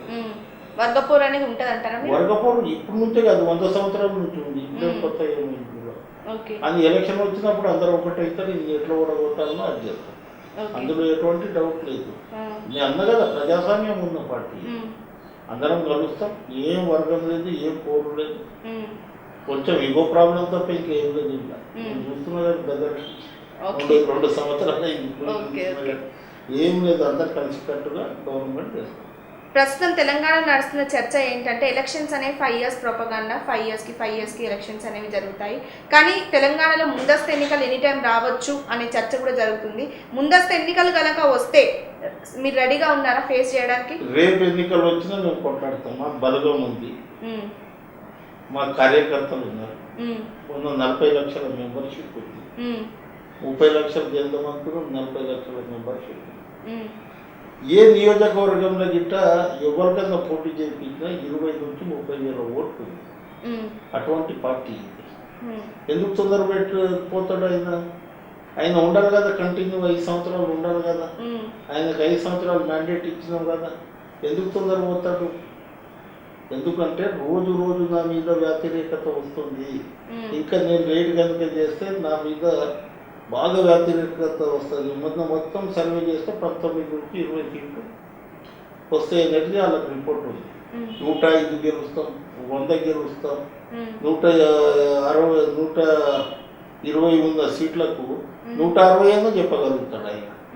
160 చెప్తాడు, 120 సీట్లకు 160 చెప్పగలుగుతాడు. ఎందుకు పోతాడంటే ఫస్ట్ భయం అయిపోయి 2 ఎన్నికలు ఒకటేసారి వస్తే, పార్లమెంట్ అసెంబ్లీ కనుక వస్తే పార్లమెంట్ ఎట్లా ఉంటుంది అంటే దేశ రాజకీయాల మీద జరుగుతుంది. అందు గురించి ముందుగానే చేసుకుంటే ఇది రాష్ట్రంలో ఎలక్షన్ ఉంటుంది, అదంతా ఇంతో కొత్త సీట్లు రావచ్చు. జాతీయంతో పోతే అందులో నా సీట్లు వచ్చేటి లేదు, అందు గురించి తొందరగా పోదాం అనే పద్ధతిలో ఉన్నారు. మొన్న చెప్పింది కదా, నేను ఎలక్షన్ పీరియడ్ మొత్తం నా పీరియడ్ అయ్యే వరకు నేను పోను అన్నాను. దాని మీద ఉండమంటారు. ఎందుకు తొందరగా పోతాడు? ఎవరు అడిగింది? వాళ్ళని అడుగుతున్నారు తొందరగా పెట్టి ఎన్నికలని. నువ్వు మంచిగా చేసినావు కదా, బంగారు తెలంగాణ, 24 గంటలు కరెంట్ ఇస్తున్నావు, 2000 పింఛన్ ఇస్తున్నావు, రైతులు హాయిగా అరుగు మీద తిని హాయిగా పెరుగు అన్నం తిని అరుగు మీద పడుకుంటున్నారు. ఎందుకు తొందరగా అంటే రాను రాను రోజు రోజు వ్యతిరేకత అవుతుంది. వీళ్ళ ఎమ్మెల్యేల మీద వ్యతిరేకత, వీళ్ళ ఎమ్మెల్యేలు భూకబ్జదారులు, వీళ్ళ ఎమ్మెల్యేలు రేపిస్తూ, వీళ్ళ ఎమ్మెల్యేలకు సంబంధించిన వాళ్ళే దళిత బంధు, రకరకాలుగా అన్ని ఇసుక మాఫియా, తర్వాత అన్ని మాఫియాలు, భూమాఫియా, ఇసుక మాఫియా అన్నీ ఉన్నాయి, అన్ని బయటపడుతున్నాయి. ఆయన అన్నాడు పీకే 40 మందిని నీ దగ్గర చేంజ్ చేయాలని. ఎవరిని చేంజ్ చేస్తాడు ఈయన? అంత ధైర్యం ఉందా ఈయనకు? టికెట్లు ఎక్కడ ఇస్తారు? పార్టీ ఆఫీసులు ఇస్తారు. 2014 ఎన్నికల్లో ఒకటి పంజగట్ట బొద్దలగడ్డలు ఇచ్చారు యూనిఫామ్ ఇచ్చి, ఒకటి చట్నీ హోటళ్ళు ఇచ్చారు, ఇంకోటి తీసుకుపోయి హిమాయత్ నగర్ బస్ స్టాప్లు ఇచ్చారు. వీళ్ళ బతుకులు, వీళ్ళ ధైర్యము ఇటువంటిది ఉంటుంది. వీళ్ళు పోయినసారి ఏం చేసిందంటే అందరికీ ఎవరికి టికెట్ మన ఆందోళన బాబు టికెట్ కట్ చేసి అందరికీ ఇచ్చేసి, అందు గురించి ఆ రోజు అందరు ఖుషి, అరే నా టికెట్ అందరికీ వచ్చింది అనేది. ఈయన ఈసారి 40 టికెట్లు చేయమని దొరికితే ఒట్టు ఎక్కడ పోయి ఎక్కడ బంకర్లో దాక్కొని అక్కడ టిక్ చేస్తారు వీళ్ళు. అంత భయం ఉంటుంది వీళ్ళకి. ఇప్పుడు టీఆర్ఎస్ పార్టీకి గట్టి ప్రతిపక్షం ఏదంటారు? బీజేపీయా, కాంగ్రెస్? అరే మాకు గట్టిగా కాదు, మేము గవర్నమెంట్లో వస్తున్నాం. ఎలా వచ్చే ఎన్నికల్లో మేమే అనేటట్టున్నారు. 100% అందులో ఎటువంటి డౌట్ లేదు. ఎవరు ఫామ్ చేస్తారు గవర్నమెంట్? మేము చేస్తాం, కాంగ్రెస్ పార్టీ. ఓకే, తెలంగాణ ఇచ్చింది కాంగ్రెస్, ఓకే, తెలంగాణ తెచ్చింది కాంగ్రెస్, తెలంగాణ రాష్ట్రాన్ని ఏర్పాటు చేసింది కాంగ్రెస్. ఇలా మేము గెలవకపోతే ఇంకెవరు గెలుస్తారు అనుకుంటున్నాను? కాకినాడలో 1 ఓటు 2 రాష్ట్రాలు అన్నారు. కాంగ్రెస్ గెలిచిన తర్వాత కూడా మళ్ళీ రాములు నాయక్ టికెట్ ఇవ్వకపోతే మళ్ళీ టీఆర్ఎస్ కో మళ్ళీ వెనక్కి బీజేపీకో వెళ్ళిపోతారా? నా ప్రాణం ఉన్నంత వరకు టీఆర్ఎస్ పోయే పరిస్థితి ఉండదు. ఆ కుటుంబంతో ఎదిరించి నేను ఒక ఎమ్మెల్యేకి రాలేదు కదా, ఓ 10 గురించి రాలే కదా. ఆ రోజు ప్రజాస్వామిక తెలంగాణ అందరికి రెస్పెక్ట్ ఉండే తెలంగాణ, అవినీతి లేని తెలంగాణ. నేను చెప్పింది ఎంత సిగ్గుచేట అంటే ఏ మంత్రుల మీద అంట అవినీతి ఆరోపణ లేదంట. ఏ మంత్రుల మీద ఉంటుంది? ఏ మంత్రులను తింటే కదా, అన్నీ నీవే తినేసినావు. నీవు తండ్రి కొడుకులు వాళ్ళే తింటారు. ఏ మంత్రిగా వాళ్ళ శాఖకు సంబంధించిన 10-20 లక్షలు ఇస్తే ఇస్తుండవచ్చు, అంత నీవే తిన్నావు కదా. మీరు అంత కాన్ఫిడెంట్గా ఎట్లా చెప్తారు వచ్చే ఎన్నికల్లో కాంగ్రెసే గవర్నమెంట్ ఫామ్ చేస్తుంది అని? ఏ అంశాలను దృష్టిలో పెట్టుకొని చెప్తారు మీరు? ఒకటి, తెలంగాణ ఇచ్చింది కాంగ్రెస్ పార్టీ. కాంగ్రెస్ పార్టీకి అట్లయితే ఆల్రెడీ 2 times ఎలక్షన్స్ జరిగాయి కదా, అప్పుడు అట్టర్ ఫ్లాప్ అయిపోయింది కదా. థర్డ్ టైం అట్టర్ ఫ్లాప్ ఎందుకు అయిందంటే ఆ రోజులలో కాంగ్రెస్ పార్టీ తెలంగాణ ఇచ్చిందని వీళ్ళు ప్రజలలో పోలే. కాంగ్రెస్ మేమే ఇచ్చిన ప్రజలకి ఆ 2 సార్లు ఎలక్షన్స్ జరిగినప్పుడు తెలియదు అంటారా కాంగ్రెస్ తెలంగాణ ఇచ్చిందని? 100% తెలుసు, కానీ రీచ్ కాలేకపోయింది. ఇప్పుడు మీరు రీచ్ చేసే ప్రయత్నం చేస్తున్నారు. 100% రీచ్ అయినాం. అంటే ప్రజలలోకి వెళ్ళే ముందు ఈ స్లోగానే పట్టుకొని వెళ్తున్నారు, ఇది ఒక్కటే తెలంగాణ ఇచ్చింది మేమే కాబట్టి తెలంగాణ ఇచ్చింది మేమే, రేపు గిరిజనులకు రిజర్వేషన్ ఇచ్చేది మేమే, రేపు దళితులకు ఉద్యోగాలు ఇచ్చేది మేమే, దళితులకు 3 ఎకరాల భూమి ఇచ్చేది మేమే, గిరిజనులకు అటవీ హక్కు చట్టం కల్పించింది మేమే, గిరిజనులకు పట్టాలు ఇచ్చేది మేమే, గిరిజనులను ఆదుకునేది మేమే, మైనారిటీలకు 4 నుంచి 12% రిజర్వేషన్ ఇచ్చేది మేమే, బ్యాక్లాగ్ వేకెన్సీలు ఇచ్చేది మేమే, ప్రాజెక్టులు కట్టేది మేమే. దీన్ని బట్టి చూస్తే ఒక పర్ఫెక్ట్ మేనిఫెస్టోతో ముందుకెళ్తున్నారు. విద్యార్థులకు ఉద్యోగాలు ఇచ్చేది మేమే, రైతులకు ఎట్ ఏ టైం ₹1,00,000 రుణమాఫీ చేసేది మేమే. ఇవి అన్ని మాకు కాన్ఫిడెన్స్ ఉంది, 100% ఇది చేస్తాం. మేము ఒకసారి ఎన్నికల మేనిఫెస్టోలో చెప్పింది అది జరగకపోతే మేము రాజీనామా చేస్తాం. ఇది ప్రజాస్వామిక పార్టీ కదా. నీవు 2004 నుంచి 18 వరకు 3-4 మేనిఫెస్టోలో ఒక్కటి సరిగ్గా చేయలేదు. నువ్వు ఏ ముఖం పెట్టుకొని ఓట్లాడుతావు? ఇంకోసారి హ్యాట్రిక్ 105 గెలుస్తా అంటాడు. ఏం సర్వే చేసిండు? ఎక్కడ 105 గెలుస్తాడు? ముందుగా కన్విన్స్ చేస్తాడని 105 గెలుస్తాడంట, ఒక 50 గెలుస్తాడని మీ అటోటో ఓటేసేస్తాడు. ఇది పరిస్థితి. ఓకే, మీ సుదీర్ఘ రాజకీయ జీవితంలో చూసుకున్నట్లయితే ఇప్పటికీ మీరు సీనియర్, చాలా కాలం నుంచి రాజకీయాలలో ఉన్నారు కాబట్టి ఈరోజు చూసుకున్నట్లయితే చాలామంది అవినీతిపరమైన నాయకులే కావచ్చు, చాలామంది తప్పుదారి వెళ్ళే నాయకులే కావచ్చు, పెద్ద పెద్ద స్థానాలలో పెద్ద పెద్ద పదవులలో వాళ్ళు ఆవిష్కరించుకుంటున్నారు. తెలంగాణ ఏర్పడక ముందు నుంచి కూడా ఇవాళ మీరు ఎందుకు ఏ పదవికి నోచుకోలేకపోతున్నారు? మాకు పదవుల మీద ఇంట్రెస్ట్ ఉండదమ్మా. ప్రజాసేవే మీరు చేయాల్సింది, కానీ ఏదో ఒక పదవి ఉండాలి కదా ప్రజాసేవ చేయడానికి. లేదా పదవి అనేది ముఖ్యమైనది అన్నట్లు, కానీ పదవి కంటే ప్రజలు ముఖ్యం, వాళ్ళ హక్కులు ముఖ్యం. ప్రజలు మీ దిక్కు చూడాలంటే ముందు మీకు ఏదో ఒక పదవి ఉండాలి. లేకుండా ఇప్పుడు మా దగ్గర ఉంటారు జనాలు, ఏదో ఒక కార్మిక నాయకుడు ఇక్కడ కాకుంటే అక్కడ సేవ చేస్తారు, రకరకాలుగా ఇది ఉంటారు. పదవే ఉండాలని ఏమి ఉండదు. రైతు భూమిని ఎట్లా నమ్ముకొని దుక్కి దున్ని చేసి ఇది చేస్తాడో మంచి పంటలు తీస్తాడు. నాయకుడు అనేటోళ్ళు ఆయన కార్యకర్తలే ఆయన భూమి. ఆ కార్యకర్తలను నమ్ముకున్నప్పుడు ఎక్కడన్నా గెటన్ అవుతాడు. ఆయన క్యాడర్ అయిన ఇవ్వడం ఉందనుకోండి, ఎక్కడన్నా గెటన్ అవుతాడు. ఏ పార్టీ అన్నా పిలిచి టికెట్ ఇస్తారు. జనాలలో ఉంటుంది ఫస్ట్, పదవి కాదు. జనాల్ని ఎంబడి ఉంటే, జనాలకు నీ సేవ చేస్తూ ఉంటే నీది ఎంబడి 100% వాళ్ళే పదవి తీసుకొస్తారు నీకు. కానీ నాకు మీకు ఇప్పుడు ఏ పదవి లేదంటే మీరు జనాలకు సేవ చేయనట్టేనా? లేదు, ఇప్పుడు నేను చేస్తున్నా కదా.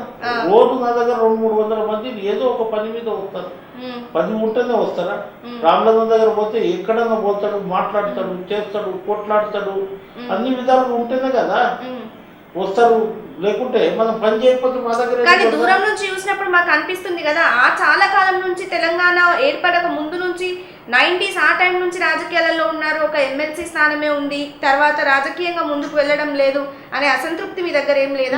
ఏం అసంతృప్తి లేదు, నాకు తృప్తిగా ఉంది. అసంతృప్తి ఏం లేదు.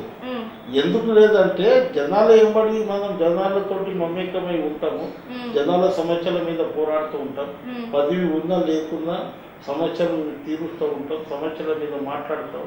ఎక్కడైతే అవినీతి జరుగుతుందో అక్కడ క్వశ్చన్ చేస్తాం, ఎక్కడ వాళ్ళ హక్కులను కాళ్ళు రాస్తారో అక్కడ మనకు ఇది చేస్తాం, గొంతిస్తాం. అది సరిపోదా? పదివే ఉండాలి, 2 గన్మ్యాన్లు ఉండాలి, బుగ్గకారు ఉండాలి అనేది మాకు లేదు. మాకు అంబేద్కర్ ఇచ్చిన రాజ్యాంగం ఉంది కదా, ఆ రాజ్యాంగాన్ని నమ్ముకుంటాము. ఆ రాజ్యాంగంతో పోతూ ఉంటాం, మేము కొట్లాడుతూ ఉంటాం, పోరాడుతాం, అన్నీ చేస్తూ ఉంటాం. పదవి ఉంటే ఉంటుంది, పదవి లేకపోతే ఏమైతుంది. అందు గురించి జనాలే ముఖ్యం, వాళ్ళ సమస్యలే ముఖ్యం. ముందైతే సేవ చేద్దాం, పదవి జనాలే తెస్తారని మీరు అంటున్నారు. ఆటోమేటిక్గా. Okay thank you sir, thank you so much. అవినీతిపరమైన తెలంగాణే తన లక్ష్యమని అంటున్నారు రాములు నాయక్ గారు. అదే కాకుండా ప్రజలకి సేవ చేయడమే కాక ఎస్టీ రిజర్వేషన్లు కూడా తను సాధిస్తానని చెప్పేసి ఆశాభావం వ్యక్తం చేస్తున్నారు. ఇంకో విషయం చూసినట్లయితే వచ్చే ఎన్నికల్లో కాంగ్రెస్ తన సత్తా చాటుతుందని, కాంగ్రెసే గవర్నమెంట్ ఫామ్ చేస్తుందని, కాంగ్రెస్ నాయకత్వం వస్తుందని, ప్రజలందరూ బాగుపడుతున్నారు అని చెప్పేసి ఇవాళ రాములు నాయక్ గారు అంటున్నారు. ఇది ఇవాళ ముఖాముఖి. మరో ముఖాముఖి కార్యక్రమంతో మళ్ళీ కలుసుకుందాం. అంతవరకు చూస్తూనే ఉండండి V3 న్యూస్. లక్ష్యం సమాజహితం. నమస్తే.